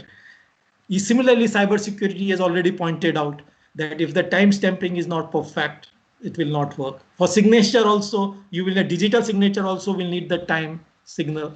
Time signal is also required in the smart grid, the power sector. You have seen that a lot of time the country goes into darkness because this is due to the fluctuation in the frequency, and then the grid fails. But if you have a smart grid, which is controlled by this proper time synchronization, then what will happen? They will compensate. They will adjust it in such a way that there will be no darkness. So this is smart grid, which plays a very, very important role. Navigation, I've already talked to you. Time and frequency also play a very major role in DOT, Department of Telecommunication. This is another sixth area, which we were both associated. And he was the leader in pointing out that why not we talk to Department of Telecommunication also? Why not they should sign MOU with us? Because they have this people who are working on operators, like telephone operators are working, and then mobile operators are working. Why not they should also take the time signal from NPL? So why not their center should be connected with NPL. So we had also an MOU with them. So this MOU was there, and now they are working on that. They will set up the lab here. Department of Telecommunication has asked NPL, because again here, time signal is one aspect. Another aspect was that all the mobiles which are coming in the country or manufactured in the country, they should also be properly calibrated and tested. That is again some law has come up, and DOT has asked NPL also to set up the primary standard, because ultimately for setting up the secondary standards, cab labs and all labs to test and this mobile sector also. But again, they will need the primary standard for the traceability to the SI unit. So who are the best? NPL is the best. So they are funding money for that also. And he's also set up. And there's another very good team they're working. And they've already set up GTM and few things there. So one more sector, now I'll point out you out. Yes, work even on the areas which are really required by the SI units. Okay, when in 2015 we joined, and some money was there given by CSIR, and I was heading that one of the Apex level standards division. We thought we are already developing a lot of infrastructure for the secondary standards, but now in due course of time in 2018 and 19, when this new SI system will start, we will be requiring the cable balance and then the Boltzmann constant, because time and frequency he has already developed to a certain level. Similarly, in electrical, Josephson was already there. I was heading the Josephson with the help of PTB Germany and NIST USA. We have set up these facilities in NPL. So electrical area, we were already at certain level. Now this particular area was required because up till now we were talking of artifact mass, which is already there. We have a copy number 57. So we were already having that copy. So we thought, why not? We should also pump little money and said, because we cannot compete with the NIST USA. NIST USA at that time had the 4th system setup of cable balance. Just imagine. And we were just beginning. Even Korea is beginning. So a lot of countries are now beginning, because this is the replacement now. Cable balance will be used through Planck's constant for the mass. So this was discussed. Money was little bit taken from other places, and money what we had, we diverted little money, and cable balance at 1 gram was already established in his leadership. And also we have done some work on Boltzmann constant, which was also there. Now that is slowly progressing, and maybe in due course of it takes time. I will tell you, any primary standards will take minimum 10 years to realize. Understand the difference. Setting up the facility is one thing, buying the instrument and setting up is one thing, but to realize and have international intercomparison on those systems is not straightforward. It's very, very tough. Okay, so that will take its own time, and I'm sure it will be done. Because I can point out how I can you can understand this concept here. Josephson got a Nobel, Josephson scientist, he got a Nobel Prize on giving the concept of superconductivity of the DC, how the two superconductors when joined together will get a current. And then similarly, von Klitzing, he got a Nobel Prize and he gave the concept of quantum Hall resistance. Okay, Hall resistance was there, he gave a concept of quantum Hall. Now, Josephson effect was a theoretical. To realize as a practical, it took more than 10 years to set up 1 volt standard. And who were involved in that? Because I'm giving this particular feedback so that all the people who are listening can understand how primary standards are realized in the international level. Josephson gave this idea. He got a Nobel Prize in 1973. People of scientists of 3 major countries, America, Japan, and Germany, their best labs, NIST USA, PTB Germany, and NMIJ Japan, they work together. Okay, and they work together, and they took 10 to 12 years to develop a chip and realize 1 volt standard. The first time they published in somewhere 1983. Fortunately, I had a time to go there 2 years in Germany and worked there with them for 10 volt standards. So now one can very well understand how much time it takes to make a primary standard when 3 major NMIs work together. So it's not so easy. This is how decreasing the uncertainty is not very straightforward. Just decreasing by small fraction, it takes lot of time, lot of understanding, lot of sources of uncertainty has to be understood and resolved, and their values have to be given and assigned so that you can realize. So this is how things are. So now you got the answer for that IST, how it takes its own time. And this takes its time. Similarly, Josephson and this give an idea. Similarly, even this took a lot of time. Keeble balance also international work to change mass from this 140 years. So one can understand that metrology going into the depth is not straightforward and simple area. Okay, and that's why not many people, because you need a deep passion. And I found that in Dr. Aswal. And that is why you will see NPL is going to change. Let us see how much more change he will bring in NPL. I'll be very happy on that. Again, I will come back to IST. Maybe I'm going a little bit here and there. But again, I will come back to IST.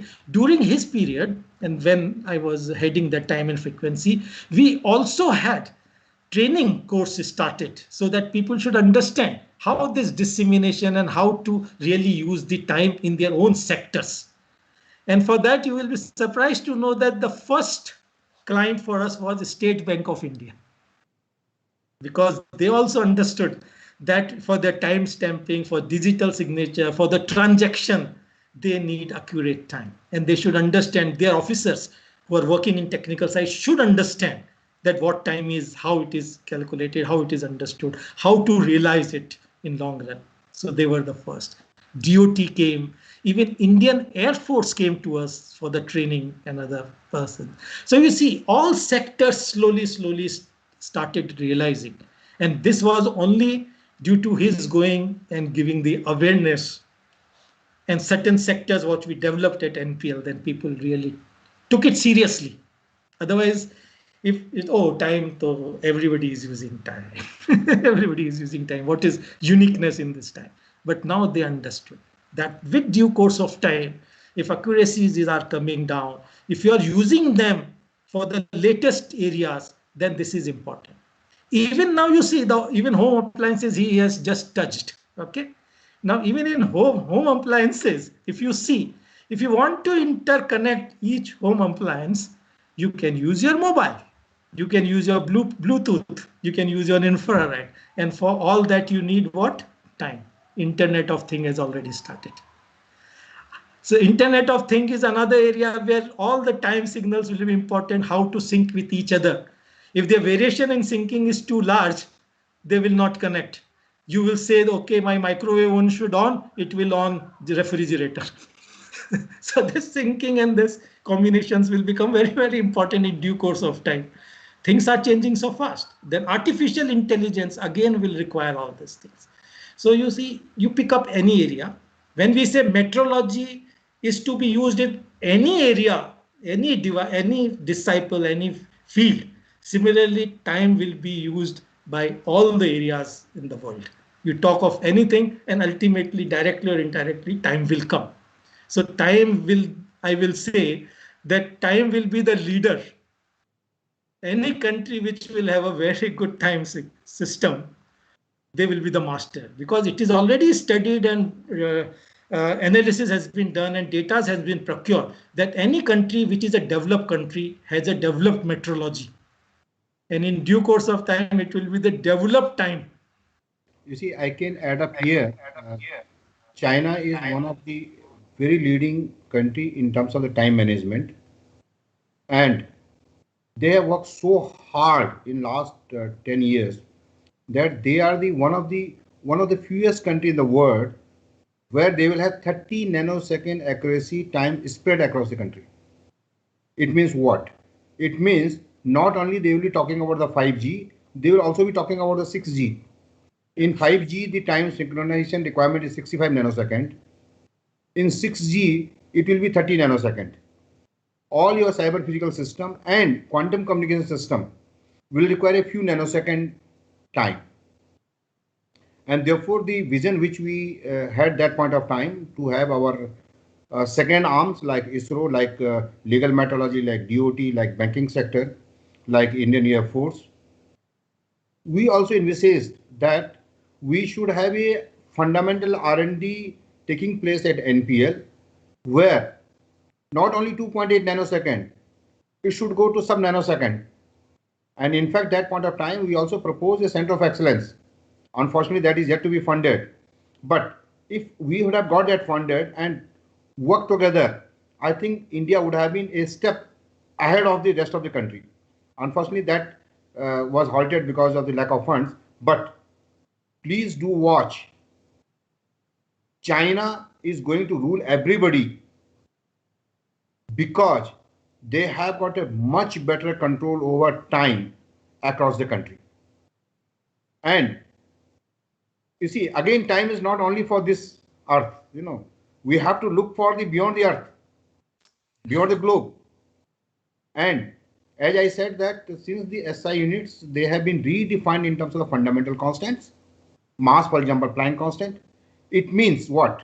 It means that these are the new languages when we want to talk with the other planet people. So we are not talking in terms of 1 kg, we are talking of so many Planck constants we are sending. And Planck constant, until unless the speed is not relativistic, they will remain same. So it is very difficult to move any object with the speed of light. The day this happens, the SI unit again will be redefined again. But till that time that happens, it becomes very possible that we communicate with the other terrestrial bodies if they are there. Of course, they will be there somewhere. But what I'm trying to point it out that any country which has to inch ahead now, they have to go in terms of the least uncertain time. And China is already inching ahead. And just watch another 10 years, you will see that China will be somewhere very, very different than the rest of the world. And in my opinion, India need to put little more emphasis upon the timing infrastructure in the country. Okay, so unfortunately, in India, we have got a very large gap. As you said in the beginning that sometimes our trains are delayed by 1 day, forget about a few hours. From there to bring them to 30 nanoseconds, and it is possible. It's not that time is nothing but putting them in a mindset. So if the mindset is put there, you have to do at this point of time, people will do that time. And with all these gadgets, modern gadgets coming up, and all of them you are synchronized one time, I think the economy will do. So in my own estimation, if entire India gets synchronized a few less than a second time, our economy is going to enhance just by doing nothing. It will automatically go by 10% GDP. You see, we will save a huge amount of resources in telecommunication, in power grid. Power grid already, a huge benefit has already come up. Okay, in transportation, as Dr. Oza pointed out that time is everywhere. Right. Thank you both if, of you. If time is there, I can still continue.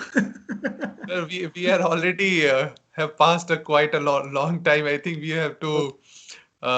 Maybe about a couple of minutes, because Sure, sir, I'd sure. like to just wind up a little bit. Sure, sir. Please go ahead. What I was talking about, the work with Dr. Aswal, that was what was associated, I will say, with him.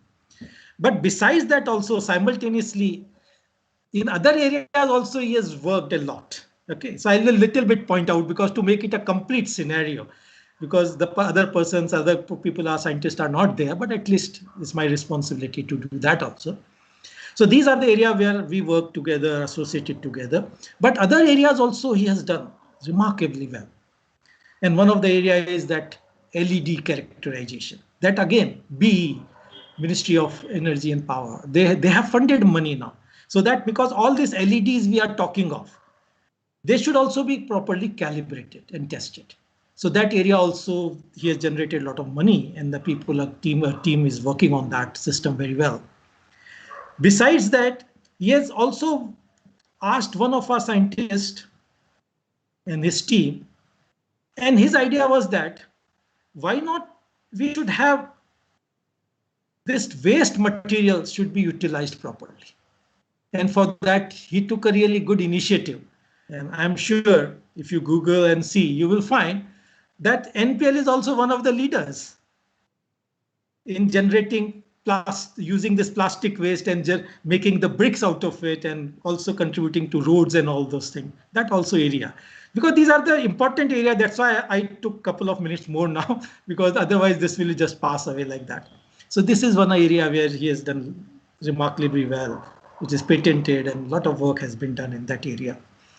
Another interesting area is that he was talking of photovoltaics. Okay. Now, if you really see in this country also, there is no proper testing setup. In totality is not there. Maybe okay, in pockets you can find, but not in totality. So at NPL he has started already that area, and a lot of work he has contributed with his team, because I was not associated, but a lot of good people were around, and they have set up those facilities. So that is another area. Another interesting area he has picked up was that why not use Peltier effect, because he was master in Peltier effect during his BARC time and other. So why not use that to make a household item, so you can generate a cooling box system. Now this cooling box system they have achieved, and this system can be now used for this, even for the COVID transmission, because if some vaccine comes up which is required, say up to only say 8 degrees Celsius or below that, this system can generate very easily. So again, that will be a big contribution from NPL side. In due course of time, you will observe that also. So that part also he has done. Also about the lantern, that okay, why not use lithium-ion batteries and other things and generate a household for the villages and other thing, lanterns and all those things. That part also is there. One of the scientists got Young Scientist Award for that work contribution also. He also contributed in that, okay, why not generate water out of the air? That also system. So there are numerous things, but these are important. I was not directly associated with that, but during my period, other peoples were involved. So I thought it's better to make a completeness about his total activity, what he has done. And this is, you will see in the totality how NPL changed. It is not only few pockets. He has changed really the whole system overall. Okay, thank you very much. I really enjoyed working with him, and I always wish him good luck. And I'm sure if he's around NPL or in higher ups in other systems also in India, if he take up the challenges, I'm sure his Aswal model will really and definitely will help the country to grow both financially and scientifically. Thank you very much. Thank you so much. Thank you so much, Dr. Roja. It was a really nice to have this comprehensive review of DK sir's work and his contribution and the developments he has done around. And they're really important, as I already appreciated. These are really important, and the thing we need to make sure that we are achieving this pyramid thing properly. And I think to achieve that, there is a role NEBL play. So I would like to invite Venkateshan sir here, and would like to ask him, like, as I understood, like it is really important for NEBL to implement the SWAL model and standardization process across the nation.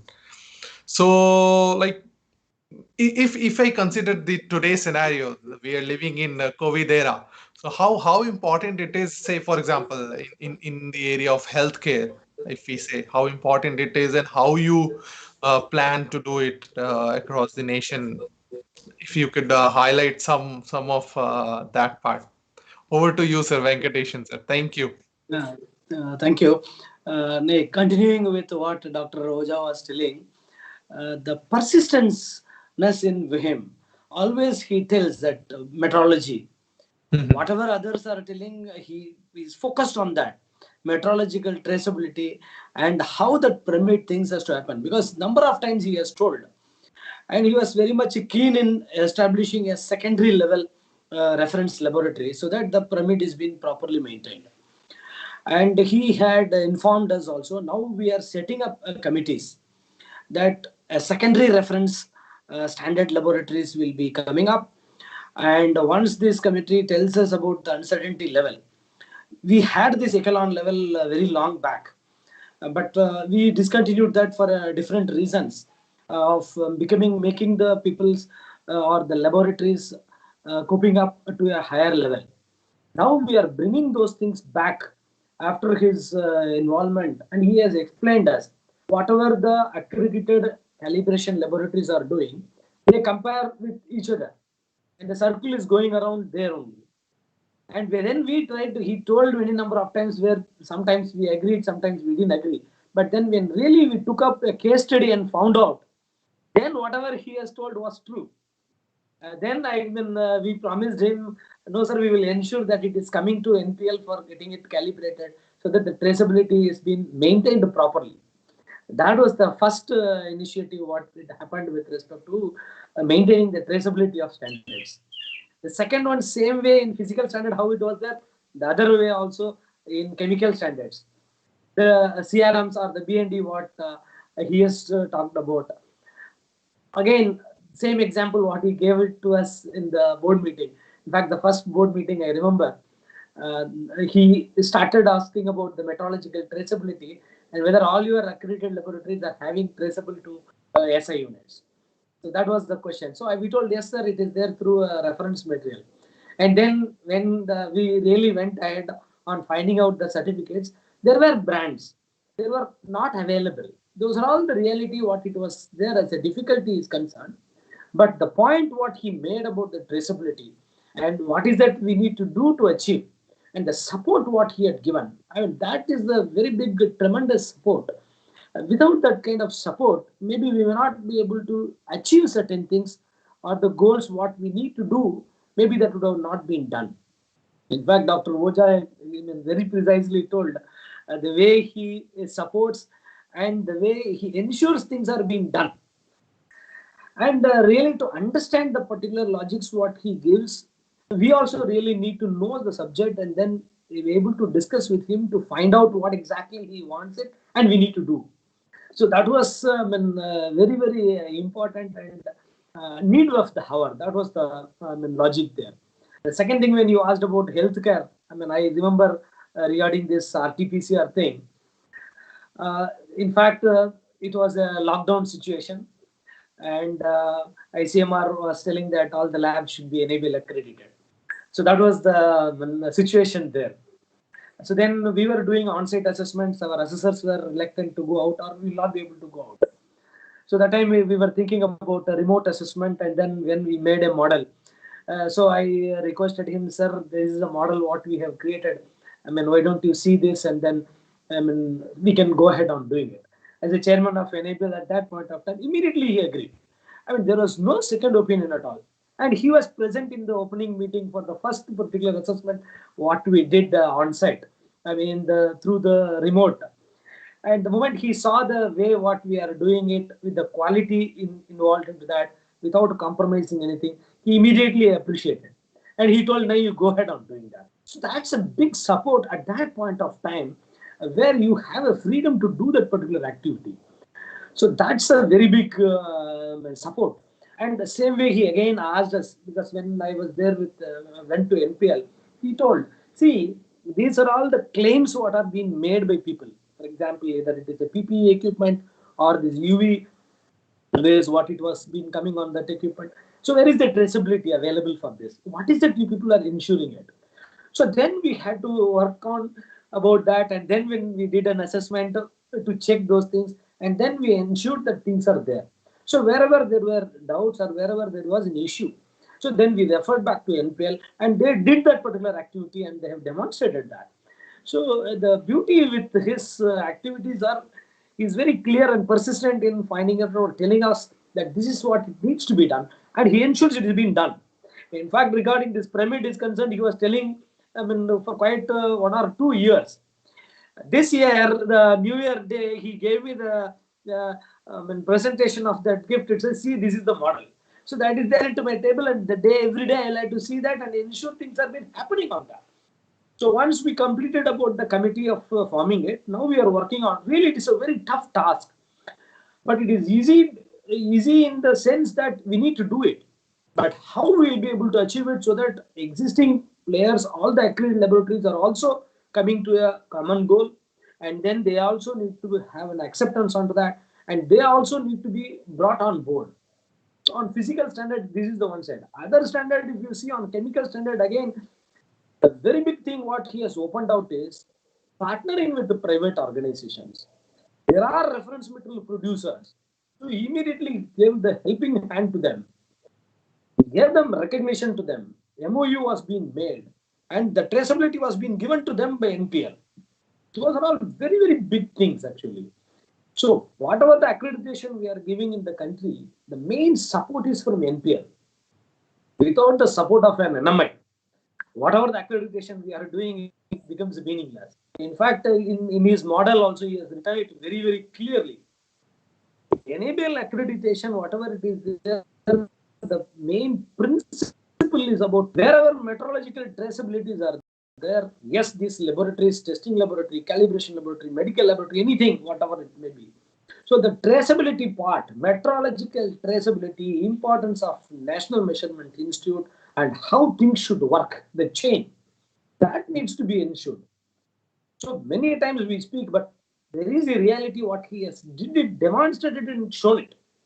In fact, I mean, whatever he was trying to tell about this 5 trillion economy, what it has to come, that's the next very best thing. I hope that he will be able to complete it off, because he gave an example of a China model where the NMA is being directly given the money to the NMA so that they ensure about the calibration down the line. So there is a fund which comes to them like a CES or whatever it is. So amount of metrological traceability, if it is being given to the NPL, they will be able to establish a lot of things. So that itself will give confidence onto the people what has been working out. And in fact, he also told in his talk a lot of examples. Main example what he gave about the measurement, the differences in measurement. So the differences in measurement will create a lot of issues. Unless and until we understand that, we may not be able to do better. That's the problem. Understanding of others, what exactly it is, then the problem will become easy to resolve. So that's what we could do it in NABL. In fact, I mean, around 15 reference metal producers, we could give accreditation also. And now we are trying to bring in all the CSIR labs also on fold. The traceability will be given by NPL. So all these particular chains will be working better. And now we are working still onto a model, even for private organizations. He told, don't worry, the traceability part we will handle. Anything they can approach to us, we are very much open enough. So these are all the things what everybody expects from NPL. And those support what he is giving for the community, then that's really tremendous. Now we are working on to secondary reference standard laboratories, and as what he has given me the pyramid, we will ensure it will be done. That's for sure. Once we have started, we never go back. And he also have told about this product, or certain particular product, what exactly is the laboratories, what is available. We have started working on to that also. That's the latest update for him as well. So for toys, we have already did it. So number of parameters, whether it is chemical, mechanical, electrical, now we are bringing out everything in one particular loop. And then we will be able to do that. And then very much a significant thing what the help he has did for NABL, in fact, when he was chairman, empowering the people who are down the line. That's very, very important. And the quick, the decision making, what it has been done for us, those are all very big achievements, in fact, for us as the NABL is concerned, or for the number of labs is concerned, because we are all a backbone of the industry. So what we are doing, we are not from the front. So once you are not in the front, things will not be visible. So small things, whatever we are doing at the back end, the rest of the things comes up in the front. So now once we start this product giving accreditation based on certain products, one laboratory will have all the things testing capability with them. That will really enhance. So his point, very important of two things, what it was there with us is on this secondary reference laboratories, whatever we'll definitely do that, because the NPL is primary and we will have a secondary. In fact, he has agreed that there can be a round robin, like a proficiency testing program within the secondary reference lab, so that the NPL can give the traceability to that. So our another program of proficiency testing provider based on ISO IEC 17043 also will have a very good importance onto that. As NABL is concerned, yes, we are granting accreditation for testing calibration laboratories based on ISO IEC 17025 standard. That's one side. The other side is on 17043, where for proficiency testing, where we are also giving accreditation to that. And reference material, as what he has put it out on BND, because that's the brand. Today, NABL also tells that you first you have to have the BND. Then the model what he worked and he advised us. See, first this laboratory should have NABL's accreditation so that the competency is being checked. Then once they will come to NPL for the traceability, then they become a full. BND is being achieved, then there is a certified reference material tag can be there. It is not only useful within the country, we can also export. Already that proofs are there with him, and the money, whatever we have gained out of that particular things, what is being done, that itself is a very big testimonial. And now for this hallmarking where it is happening for this gold, I mean, not only with Government of India Mint, now we are having another private player, Jalan, where the support or the traceability part, if it's been given, then that also will boost up. So that everywhere, at least regarding jewelry is concerned, that uniformity can be seen. See, whatever he wants to achieve is on that particular uniformity, so that there are no two people are having different values what they are going to get. That is a very big achievement, and he leads from the front. Any support, whatever you wanted, he immediately recognizes you, accepts, yes, this is right. But once if you tell something wrong, he corrects us. See, this is not the right way, or this is not the approach. So you need to modify it to a certain extent so that you will be able to go ahead positive. The positive approach, what it is there with him, and the involvement of people. In fact, those things are all very big thing. Involving people into that. So I generally used to see how come he ensures that all the principles of management system, ISO 9001 as a standard it is there, but the activity what he does, everything it is there, all the elements are there into that. Call it as leadership or involvement of people, the approach what it is being done, strategic approach what is happening around, all those kind of elements, you can see into that. And he always talks about effectiveness, not on efficiency. Efficiency is output by input. He tells about effectiveness. The moment effectiveness is coming into picture, the resources, whatever we are using, whether proper output for that is coming or not, utilization of those. So these are all a very big thing what we learn from him, and it motivates you also to work more, And the number of laboratories what we are getting up. Now even he has advised us to go for this medical device, as what you are rightly telling. Even NPL has got that kind of setup. Very important thing which I wanted to tell is he allowed all NABL people to NPL to see all the particular facilities. They showed us everything. In fact, all our people were very much happy on that. So once we see from our own eyes whether the time standard and the rest of all the particular divisions we could go around, and we have seen that, and this demonstrated us. In fact, Dr. Dinesh Sharma showed us that exactly, see this traceability chain, how it happened. This is a certificate. This is the way what it is being done. So these are all the things, even as an accreditation officer for all our people, everybody got enriched onto that. So once we know that and how things are working, we will be able to deploy into our work. So those kind of credits and all, a lot of credits to him on those particular things. Once he tells it, and in fact, one more thing what we could do was collect the information about what all is required in the country for the reference material. A huge task actually, but then we could do that. So he hinted whatever he hints. If we are able to understand and then do it, we see a success in that. That's a very big thing from him. And once you get success, you feel very happy onto that. Yes, we also could contribute something on that activity. So that kind of credits is really to him. In fact, number of places wherever he goes, he ensures that yes, metrological traceabilities are required. So somebody tells or talks about metrological traceability is very important. In fact, Dr. Oja absolutely has told. In fact, regarding uncertainty, we all have learned from Dr. Oja only. So there are a number of things actually what we are learning. So these are all, and in fact, he openly told even for NPL scientists, yes, on this reference material things and all. NABL should do a training program, and there should be a bridging the gap properly. And he has allowed our NPL scientists also to help NABL in conducting our assessments. But that's a very big step. And in fact, he has allowed the NPL scientists to be in our accreditation committee for decision making, so that cross learnings can happen. So they also can know what exactly it is happening around the country, and the required support for NABL is also there, so that we could do things better what we wanted to do. Very nice, and thanks to him. In fact, a lot of knowledge, a lot of energy, and what needs to be done, it will be done. That much confidence is there for us on doing the activities.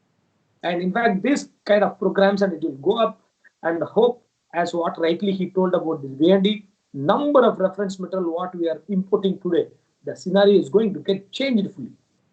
That's for sure. And once who are all on board, they will be able to enjoy the particular things, and who are having interaction with him, they'll really have an enhancement of knowledge.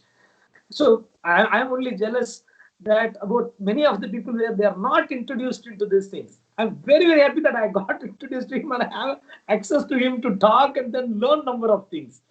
Very recently he told me, asked me a question about number of laboratories in the country. Why you are focused only about your accredited lab?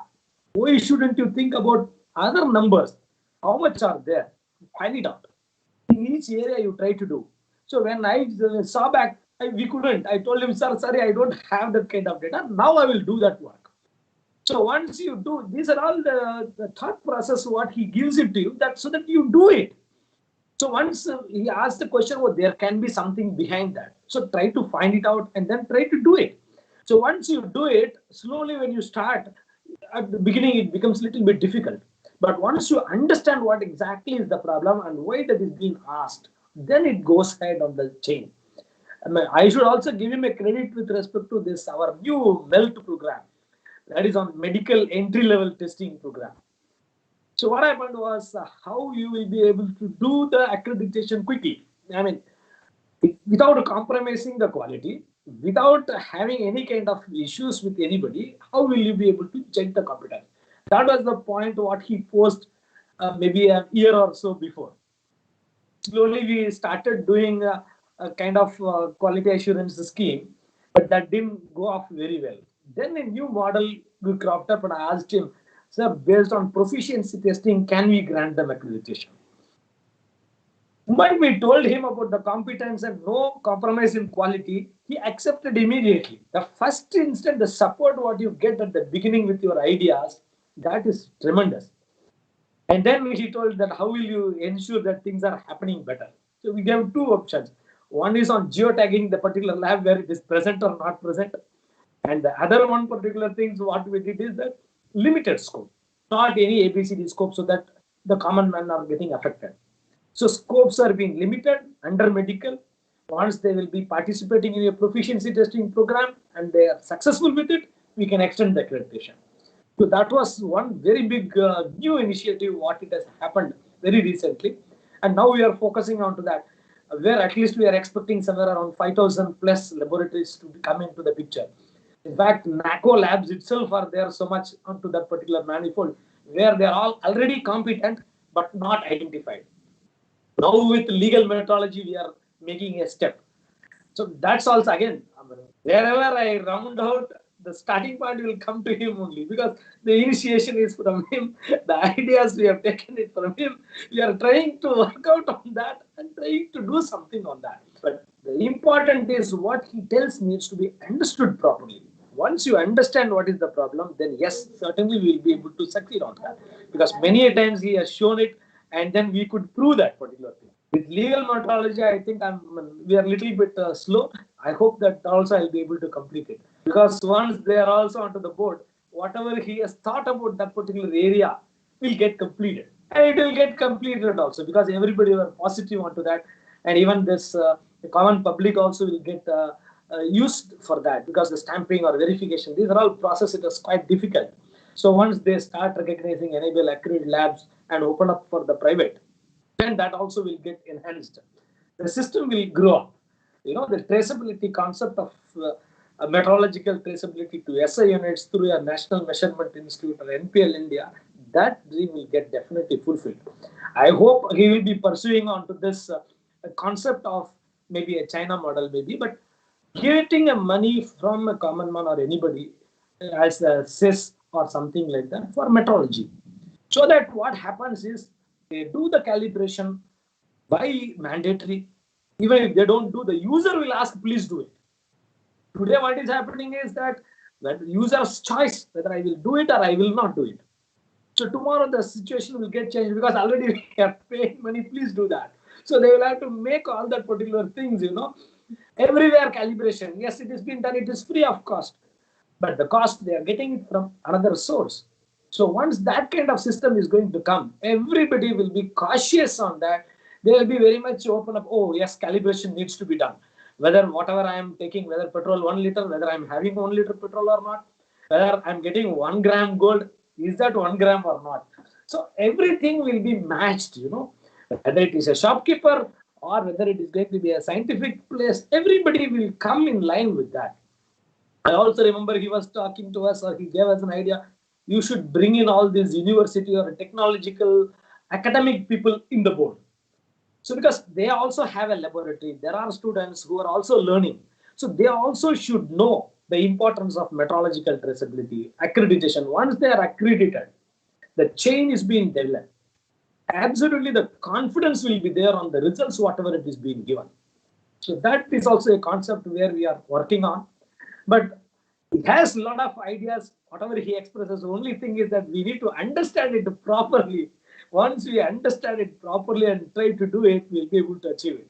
I'm very happy and thankful to him that I am also there into this particular show. I could get a small opportunity to tell about him because these are all a very big thing for us. For the younger generation like us, these are all a very big inspiration and we will be able to do a lot of things.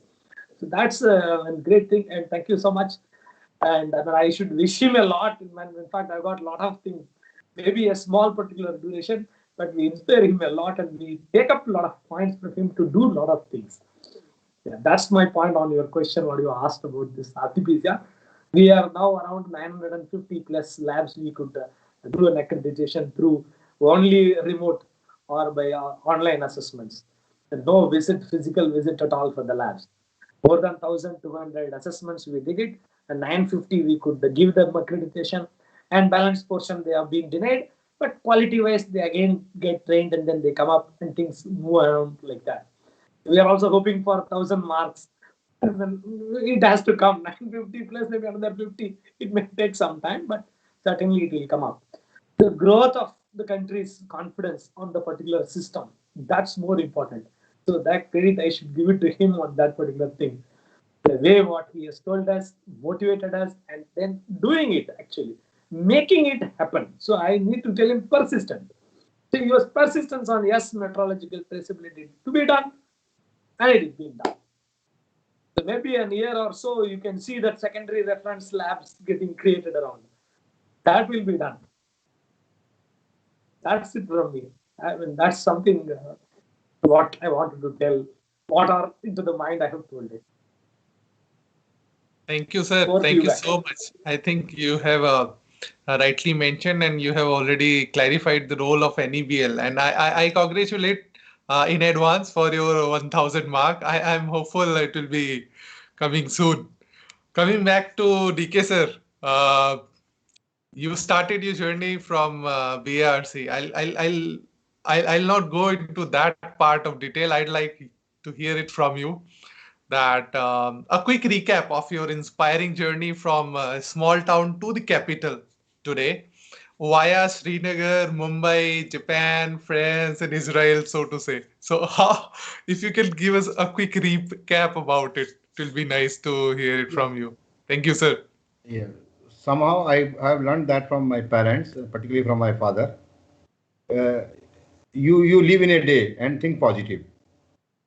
So I was born and brought up in a remote village of Uttarakhand, that is known as the Urgam. Probably that was several kilometers away from the roadhead. Then studied in various schools. As he was a teacher, so he used to get transfer from one hill to other hill. Did my 12th from a small town, Narayanbagad. Probably we didn't have electricity that point of time.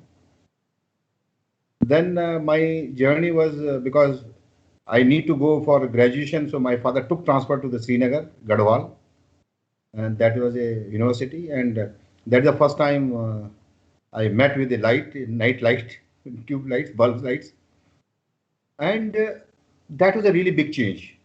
The lifestyle, and I still feel that the olden days are much better because they sync with the nature. You don't require light anymore because uh, you rise with the sun, sleep with the sun, and that's a perfect biological system. And biological clocks do we have actually. Then of course at Srinagar did my masters, and I was lucky to be the gold medalist. I got the university lecturer. But then destiny was that point of time, and when I got a job at BRC, there were two minds whether to continue at home, being a lecturer at home. It was fantastic thing, but then I thought that it is better to move to Bombay. So when I joined BRC, I was one of the 24 physics students and roughly 280 in our batch, as you know, the training school batch. And training school batch is one of the best thing to happen for the country because you bring few hundred graduates or engineering students across the country from different background, from different religion, from different languages, different food habits, and when we mingle each other with it aim of qualifying the training school also, so it gives you a different flavor, a set of friends forever. That gives you a feeling also that you are not supposed to work for yourself. You are supposed to work for the nation. So that kind of feeling it comes from the training school. So anytime wherever we go, we are like rung roots of army. So we are the scientific rung roots, so scientific sepoy. Wherever we go, we think that this is my duty, I have to do it. So let it be metrology, let it be molecular electronics, let it be thermoelectric devices, whatever work I did at different places. And BRC is a really great organization where not only you contribute to your main activities of DAE. When I joined BRC, Dr. Sabarwal was my immediate boss, and he groomed me in single crystal growth during those days, but allowed me to work on the high temperature superconductor films also. And then I had got Dr. S.K. Gupta, who was my immediate superior, and he really taught me how to make your own sputtering system. While people are importing those sputtering system for making thin films from abroad. And can you believe that I got designed, developed, and fabricated at the BRC workshop? Made it fully functional, and I was lucky to get the high TC films of world record at that point of time. Even America could not produce 72 Kelvin those days. And imagine I was only 1 year of my job, and I get the cover page nota vena of high TC update published by United States of America, that DK Aswal of BSc makes this is the films and this one. So it was almost a good half a paragraph. And those days the emails were not there, so people used to get those requisition card. And imagine that as a young scientist of just 1 year in my career, and I'm getting thousands and thousands of them every day. There used to be a box, bundle coming off the recruitment requisition. This one. Of course, I also got that time opportunity by many leading labs, including France, that why don't you come and join us? But then I thought that no, let me work for the country for some time. Then I did a PhD. Dr. Sabarwal is a very, very positive person. Many of the quality you inherit from your superiors. When you are young, you inherit from your parents. When you are in college, you get best of your friends. When you join an organization, and that's why the role of being a senior is much tougher than being a junior. So you should also know how to groom your youngsters. What is required from them, and that is what the Dr. Sabarwal and Dr. S.K. Gupta did for me, and that continued a long time. And then when I went Japan for postdoc, and altogether different job was assigned to me. I did there, and also they wanted me to be absorbed there, but somehow I came back. And then when Dr. Yakmi took over as a head of our division, and he brought the concept of the molecular electronics. Until that time, I had no idea about the organic parts, But then what he taught me is that sample is sample. Let it be inorganic or organic, It is only a mindset. And he put me directly into the IEM at Lille in France for 1 year. And the whole idea was that the electronics, which has shrunk to few nanometers, and finally it will go for the sub-nanometers or angstrom level, what should be the option? And one of the option was that one can have the molecule as a rectifier, as a memory, as a transistor, as whatnot. So that kind of work was given to me. And I was fortunate to contest that I want to make the shortest molecule as a diode. And that was only 3 carbon atoms. Imagine 1 carbon, 2 carbon, 3 carbon. And making a monolayer of that, and then that was not a easy task. And those who were experts, they say that this will never happen. But somehow I could design a mechanism by which I could make a 3 nanometer, then studied charge transport across that. Most of the people, the leading people, they said that it is impossible to measure this one. We measured that. The effective mass of electron passing through the monolayer till that time was assumed to be 1. And I could contest that point of time that no, it is not 1, it is 0.16 to 0.25. And just for that paper, I was invited in a leading as a invited speaker in Spain as a keynote speaker. And imagine that I'm giving a concept, and all the experts like David Kahn from the Israel and Dominic Guillaume and Serge Plassans, all those people, they say that this is something unusual. But finally, I'm happy that everybody could come to conclusion that we should have the effective mass of electron equal to close to 0.16 to 0.25. That was finally accepted. And then we started doing many kind of molecular devices, diodes, transistors, memories back at home. And the paper that was highly cited, I think it is one of the highly cited in BRC, probably by any of the scientists. Of course, then the David Kahn, who is known to be, a giant in the molecular electronics, he invited me as a Feinberg visiting professor. Came back.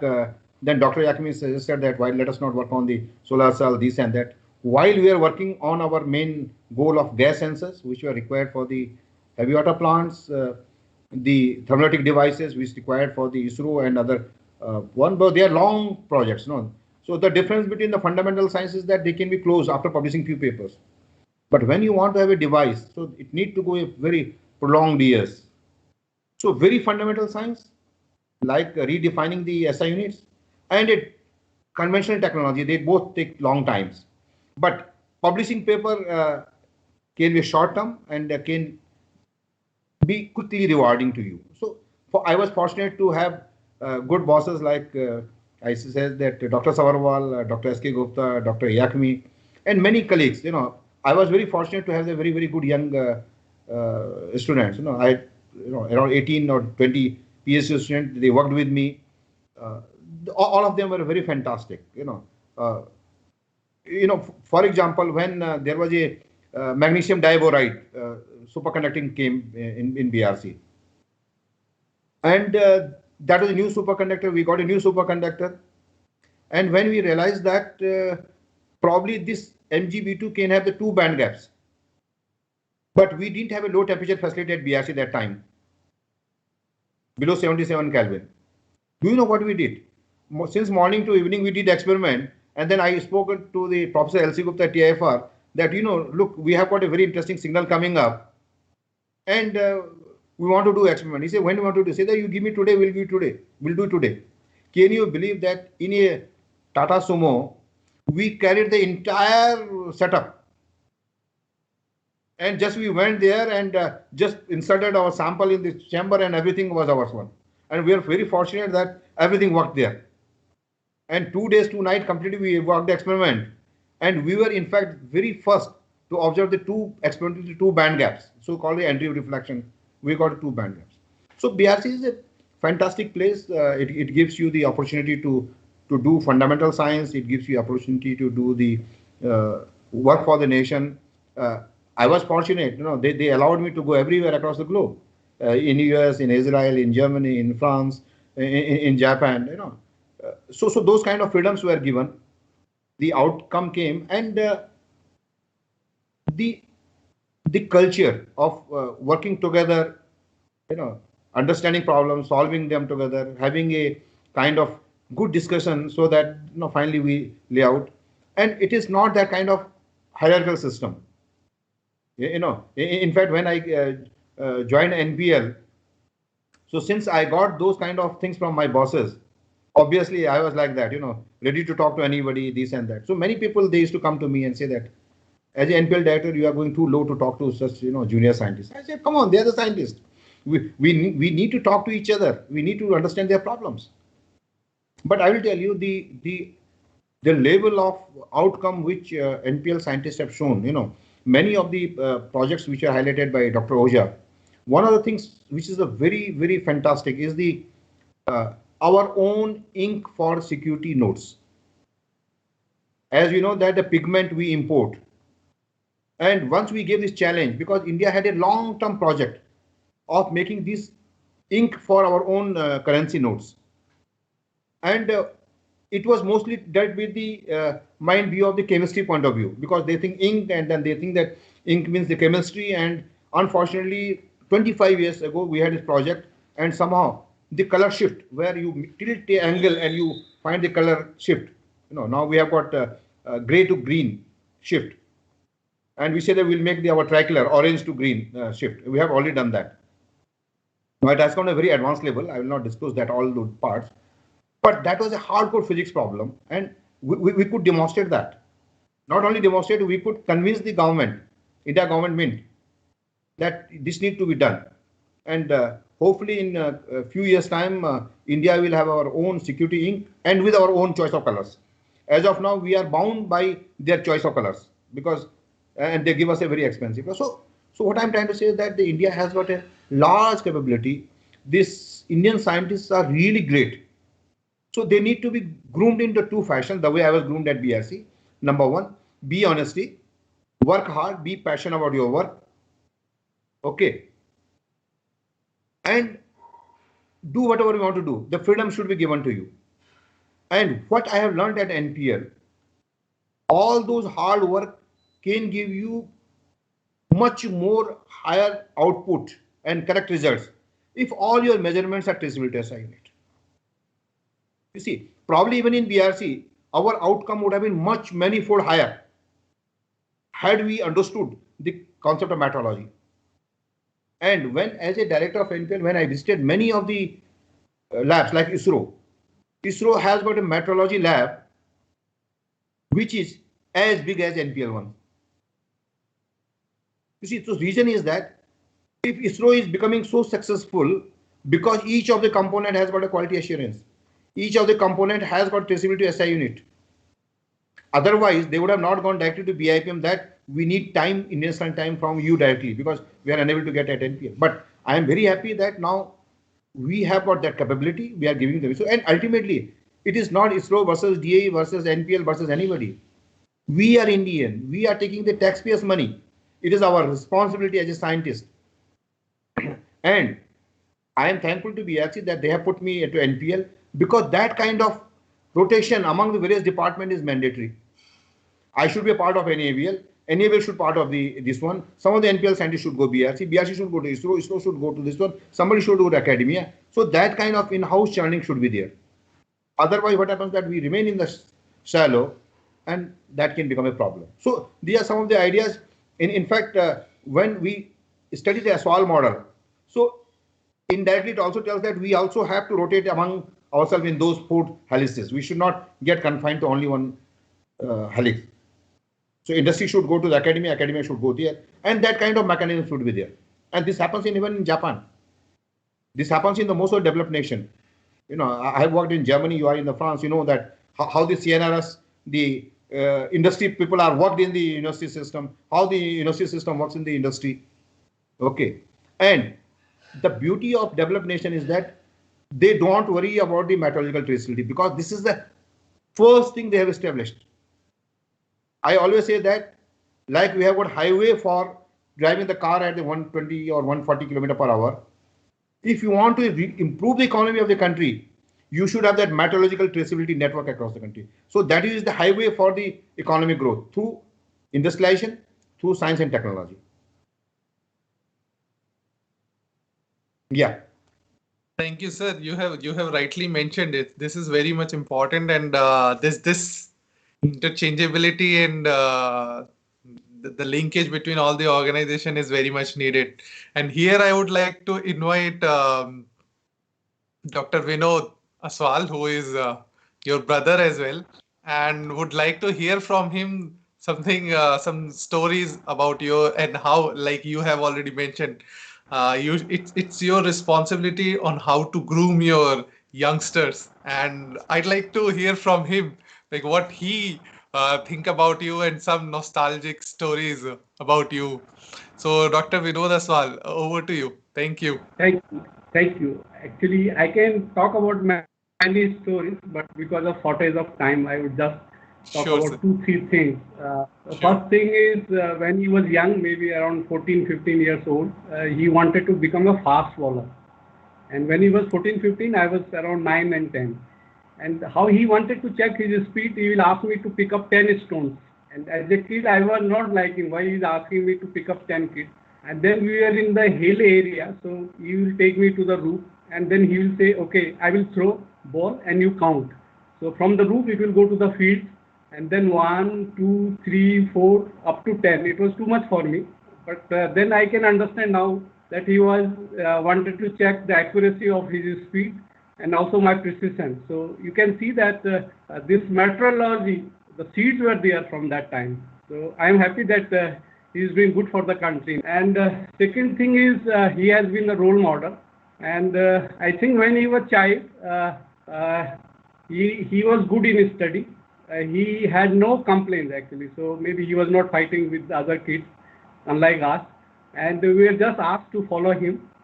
And so much so that wherever he was going, I was asked to follow him, like the college, the university, and even I'll end up in BARC with him.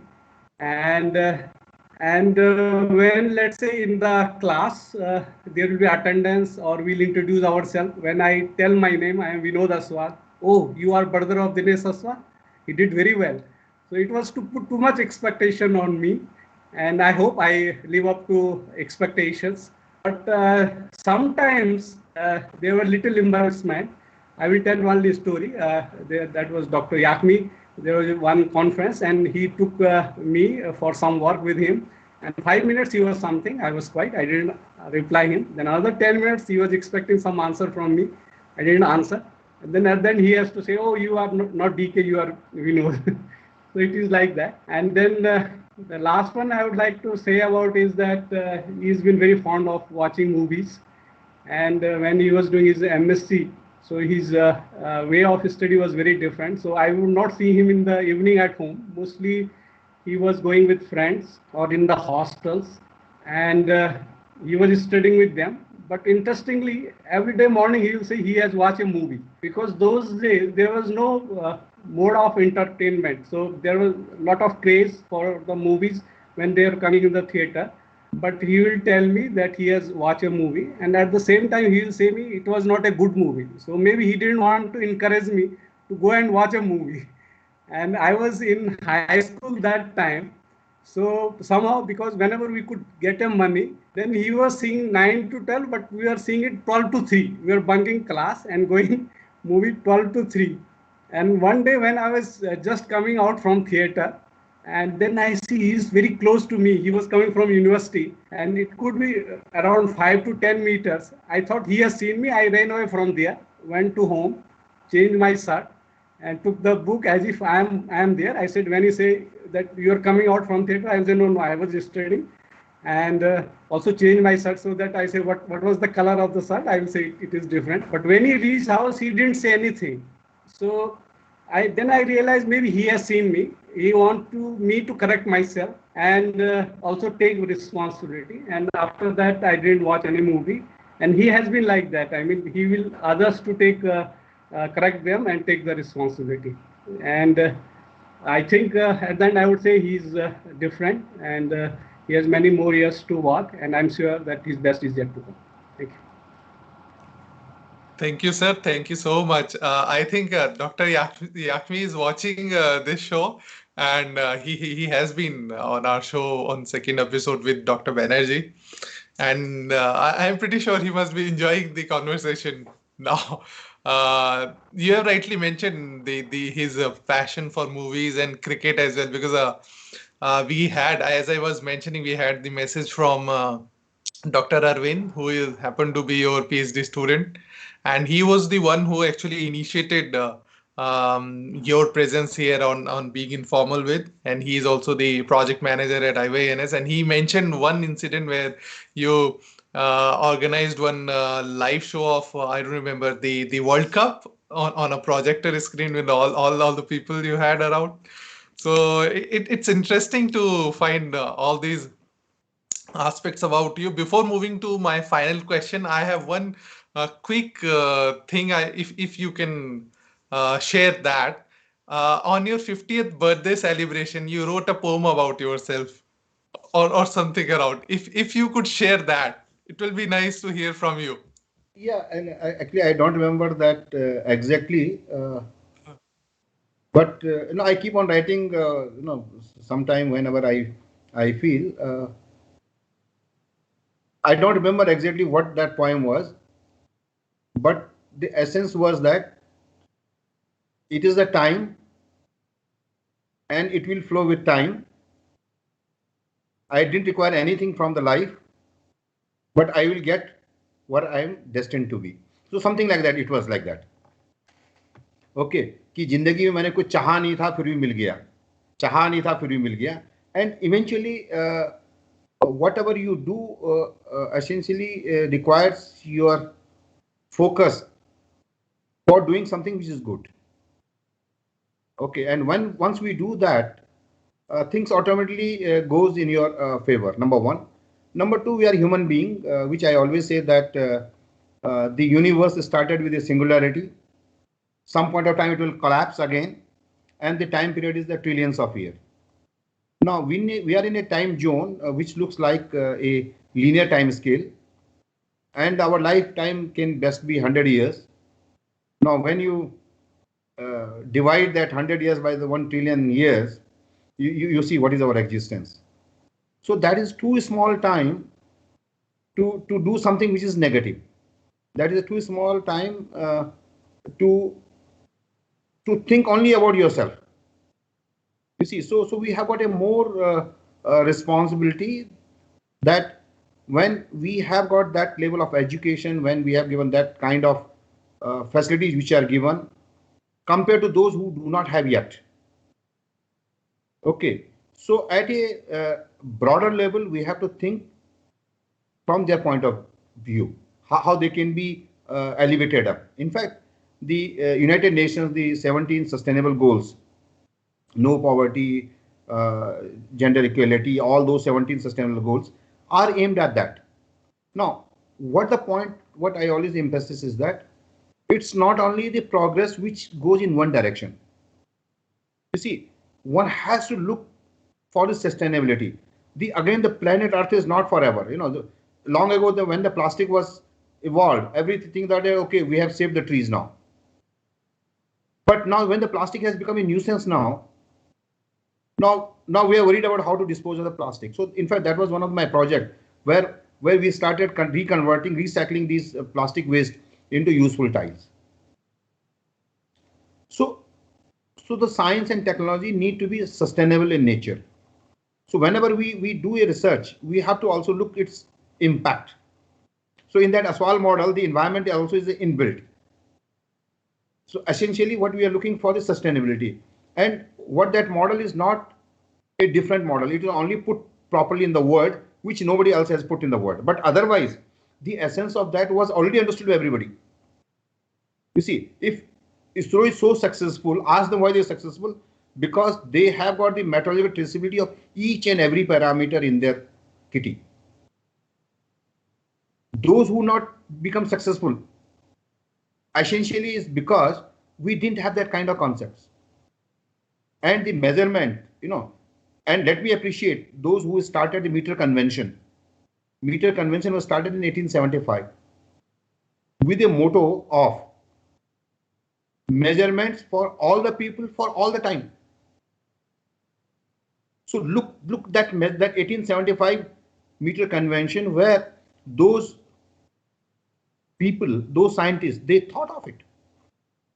Until unless we have got a uniform measure across the globe, we'll always be in trouble. And that is what is paying off. So now what we are trying to do in India is that as a responsible director of National Physical Laboratory, I have to go very loud and clear that each of the measurements should be traceable to SI unit. And who are our partners? Everybody is our partner. And that kind of message should be going right from the school education. Let us not worry about the final marks which we get. If you do a correct measurement and see this is our uncertainty, and even we get 12 marks out of 20, that's fine, I think, in my opinion. Rather than manipulating data and showing 25 and then doing nothing actually. So that is of no use. So that kind of assessment systems need to be evolved in the country. You see, you are there in the France, when you go to play school, see how they increase their creativity. And science and technology, nothing but going close to the nature. And if you are going to the nature, we need to do the experiments. Those experiments which does not have any error. Those experiments which does not have any noise. So the noise and the errors need to be eliminated to get the original signal. So the day we do that, we'll be, superior. And as I said in my beginning of the talk, Calcutta was a hub of science and technology. Even C.V. Raman went to the Calcutta. That is because Britishers already built there a calibration laboratory called the National Test House. So had NTH not been there, probably our science would have not taken that pace.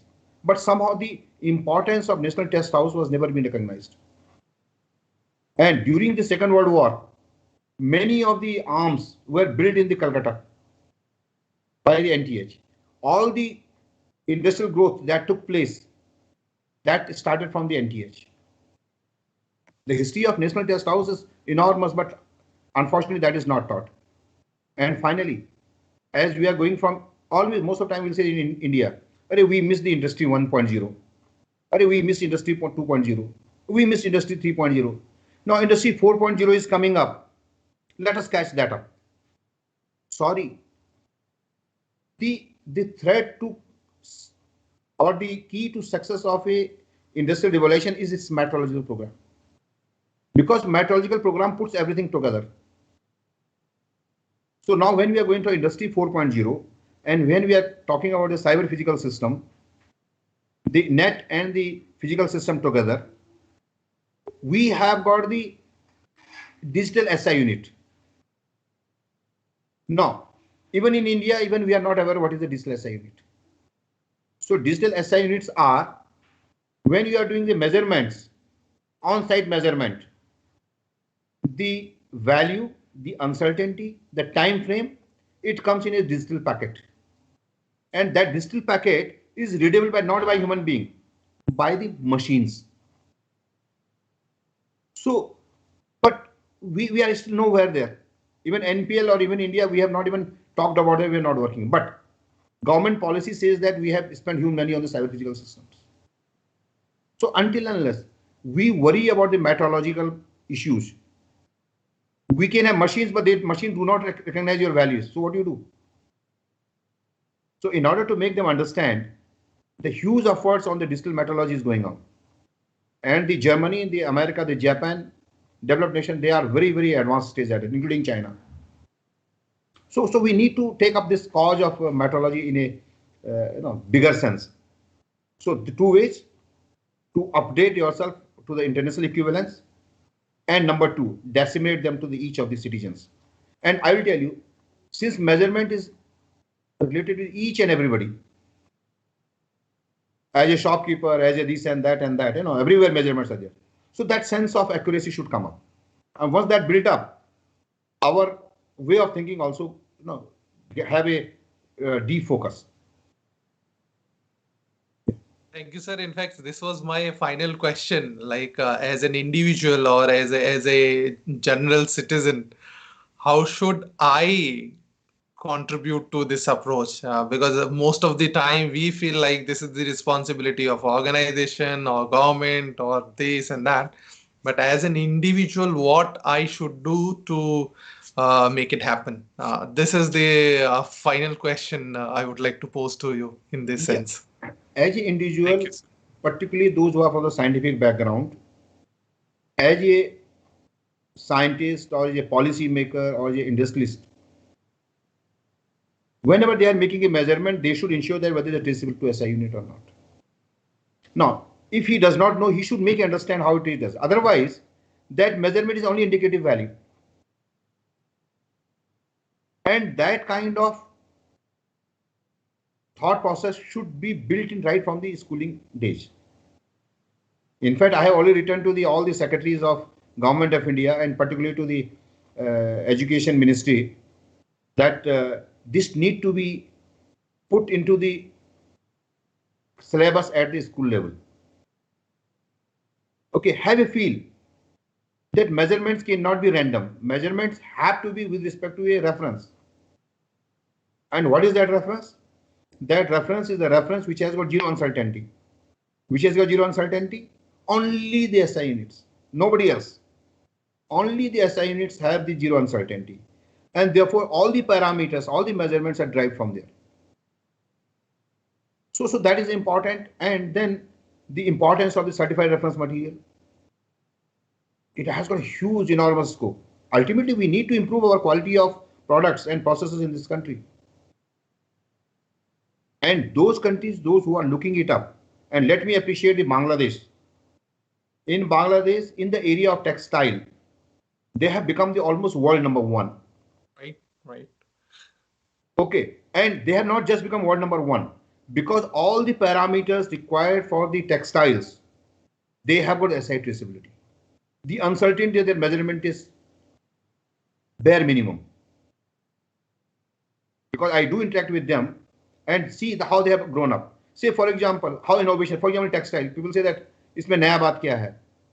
Say, for example, when you have got a textile, you have got a thread, and you want to increase its strength by double, so that the cloth or the texture or the thread is long lasting. Now, once we want to have the stress level going double, I should have the capability to measure that actually it has gone double. Now, that will only happen when the measurement in stress has got a minimum uncertainty. Say, let us see, I have got a unit of 5 plus minus 0.1. Easily you will know that it is a 10 now. When you actually achieve that, and you have the facility to measure that. But now suppose I have got a system which is a 5 plus minus 5. I do not know whether it is doubled or it is half. So those kind of quality control is required in each of the objects. But if you are aiming to become the developed nation, the cyber physical system, the AI, everything, they all will require digital SI. And to make the digital SI, we have to put huge amount of funds and resources at the government level, make a team, collaborate with the NMIs of the work. And by the way, let me tell you that all the NMIs are bound by an agreement called the CIPM MRA, under which all the members of BIPM will help each other. So if as an NPL director, I ask any help from the NIST, and if they have got that facility, they will accept our offer. They will help us. So that agreement has already taken place, and we should take advantage of that. So in order to grow the country, I think, in my opinion, the measurement infrastructure should be made much, much stronger. NABL has a role to play. BIS has a role to play. All the regulators in this country, they have a role to play. All the academic institutions, schools, they have to play. They have a role to play. They have to understand it. It is not very tough. And let me tell you, it is not very tough. The realization is tough. Per se, the understanding is simpler, but realization is really tough. As Dr. Oja made when we made the 2.8 nanosecond, it was a Herculean task. Because we need to be intercompared with various NMIs. But once it is available in the country, the next level can be much easier. So, but each of us have a role to play in it. Each one of us have to understand the importance of measurement. Thank you, sir. I think we should be visual about it, and we should be aware about it, and we should follow the passion of questioning. Like if I'm buying a kilo of rice, then I should ask the question that is it really a kilo? And if it is not, then I should ask from where I can get it checked. Yeah. So finally moving to the conclusion. As I mentioned, sir, we have a message for you from Dr. Arvind. I'd like to take a minute to just share it here, and then I'll finally conclude the session.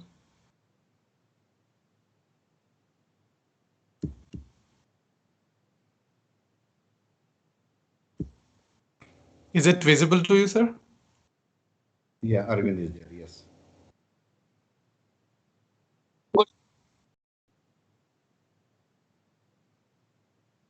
No, sound is not there. Okay, sir, I'll check the sound.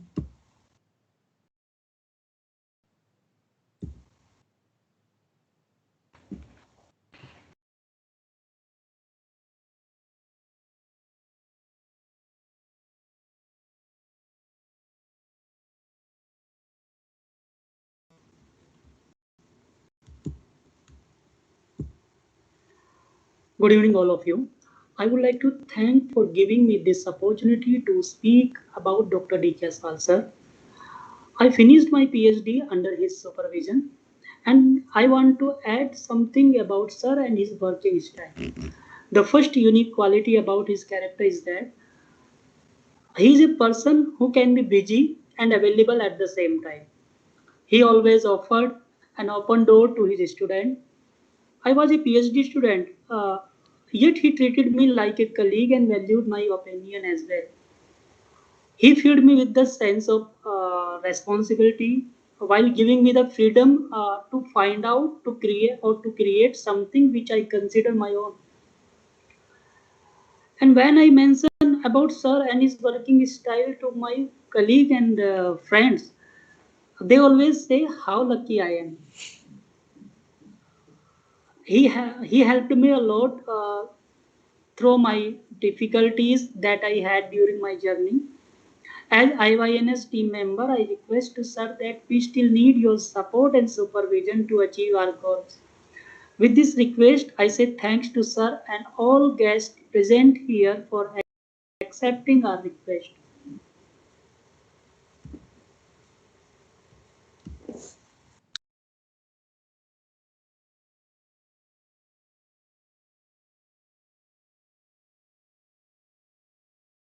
In internet, so he could not join. So he sent us the message via video. He is Dr. Arvind, student of Dr. Aswal, and he is now assistant professor.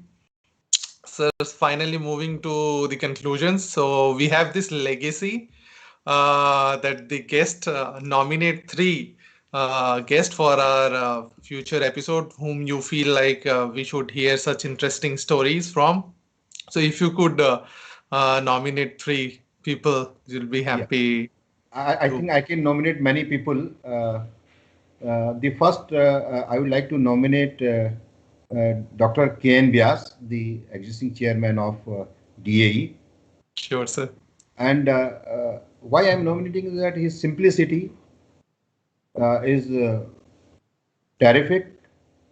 his way of taking the system forward is phenomenal. Number two, in my opinion, some point of time you should consider Professor K. Vijay Raghavan, the Principal Scientific Advisor to the Government of India. You see, when you have taken a position of PSA and you want to connect the various spheres which I talked about, Yeah. and he has got that kind of mental abilities to be simple as that at one time, and at the same time to gel to make a binding forces among the various disoriented departments. So I think you should also consider him for this show. And of course, it is always better to invite the existing director of BARC, Dr. A.K. Mohanty. He himself has been a highest level of nuclear physicist. And if you want to talk about the nuclear energy program, I think deep insight about the nucleus can only be spoken by personally like Dr. Mohanty. And I can give you one more, instead of three, I can give you four. Sure. You can also invite Dr. Shekhar C. Mande, the Director General of CSIR, because the DAE and CSIR, they are the two different types of organization. In DAE, you have got fairly well-defined target of nuclear energy. Right. And as I told you that though you get the opportunity to do work on the fundamental sciences also, and therefore you can have the both the places. CSIR is a link between the two, Right. the industry and the academia, and that's why NPL is a part of the CSIR. And CSIR has got a 38 laboratories on the different fields, on agriculture, on food, on electronics, on space, so everything is there. Now the binding forces among them is the metrology program. And in my opinion, CSIR at some point of time should have groomed all these 38 laboratories, at least a part of that, as a messenger for the propagation of metrology in that particular field. Unfortunately, as I said, that though we are the NMI of India, our CMCs at BIPM are only 236 against close to 2,000 of America, 1,600 of China, and of the 1,200 to 1,500 of France and Germany. So what I'm trying to say is that the economic growth of the country, that is what it is written specifically in my book also, the economic growth of the country also depends upon how much measurement capability you have got. Once you have got those measurement capabilities, there won't be any barrier to the international trade. Under the CIPM MRA, any certificate for which India has got CMC, we apply that mark, CIPM MRA. The moment the certificate is there, nobody is going to ask whether this need to be retested or not. It will never be retested. So BRC is very important because for ionization radiation, BRC is the designated institute. And therefore, I will tell you, time is one major factor that will influence the future course of economy. The second best will be the electromagnetic radiation. Okay, because the electromagnetic radiation is used everywhere. Now, one can go from the gamma ray to the very large wavelengths, and all of them, they need to be calibrated. Ultimately, the photon, no matter whether it's the gamma rays or radio waves, they need to be corrected for their wavelength as well as for their intensity. And therefore, the BRC will have played a very, very important role.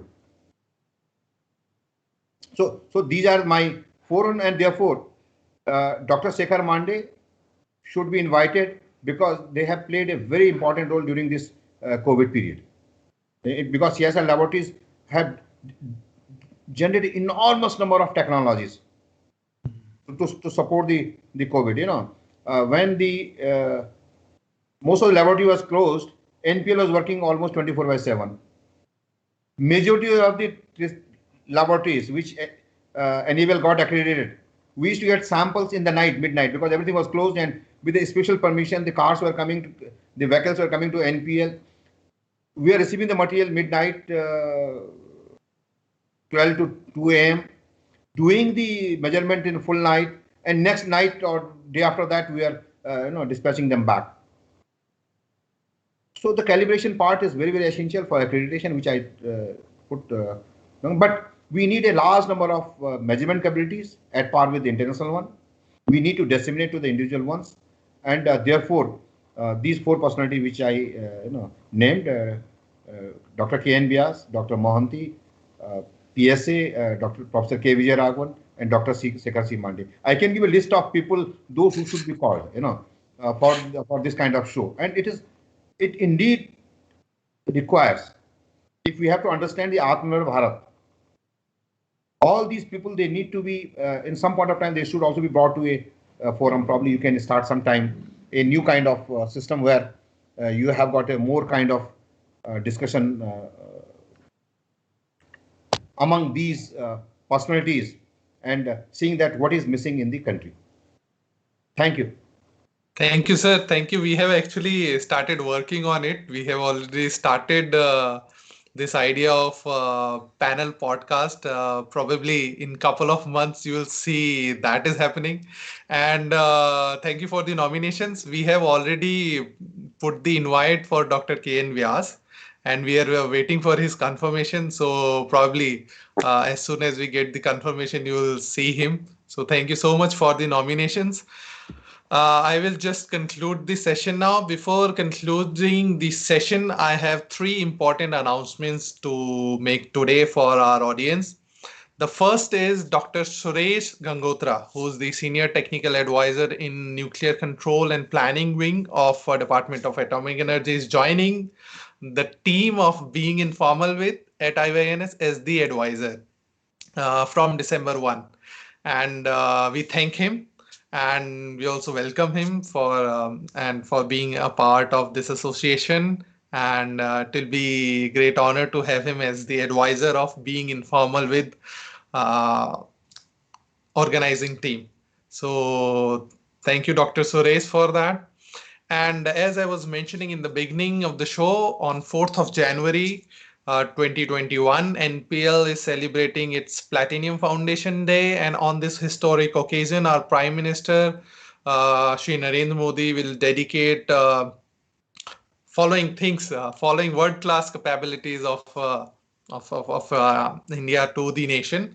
The one is, as we have discussed, the National Primary Time Scale of India, or Indian Standard Time, with an accuracy of 2.8 nanosecond, which make us self-reliant in times and frequency signals, and it enables us the pan-India time synchronization link, which is very important for cyber-safe digital India.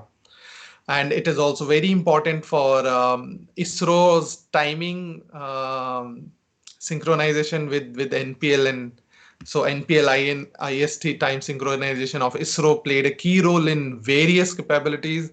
And I think this, if I am not wrong, this has been one of the driving force when you talk about Indian borders, because now we are more visual to see all Indian borders, and this gives a more confidence in your security aspect as well. So this is one. Second is laying the foundation stone of India's first national environmental standard laboratory at CSIR-NPL, and making India self-reliant in certification of ambient air and industrial emission measurement equipment. This has already been gazette notified by Government of India.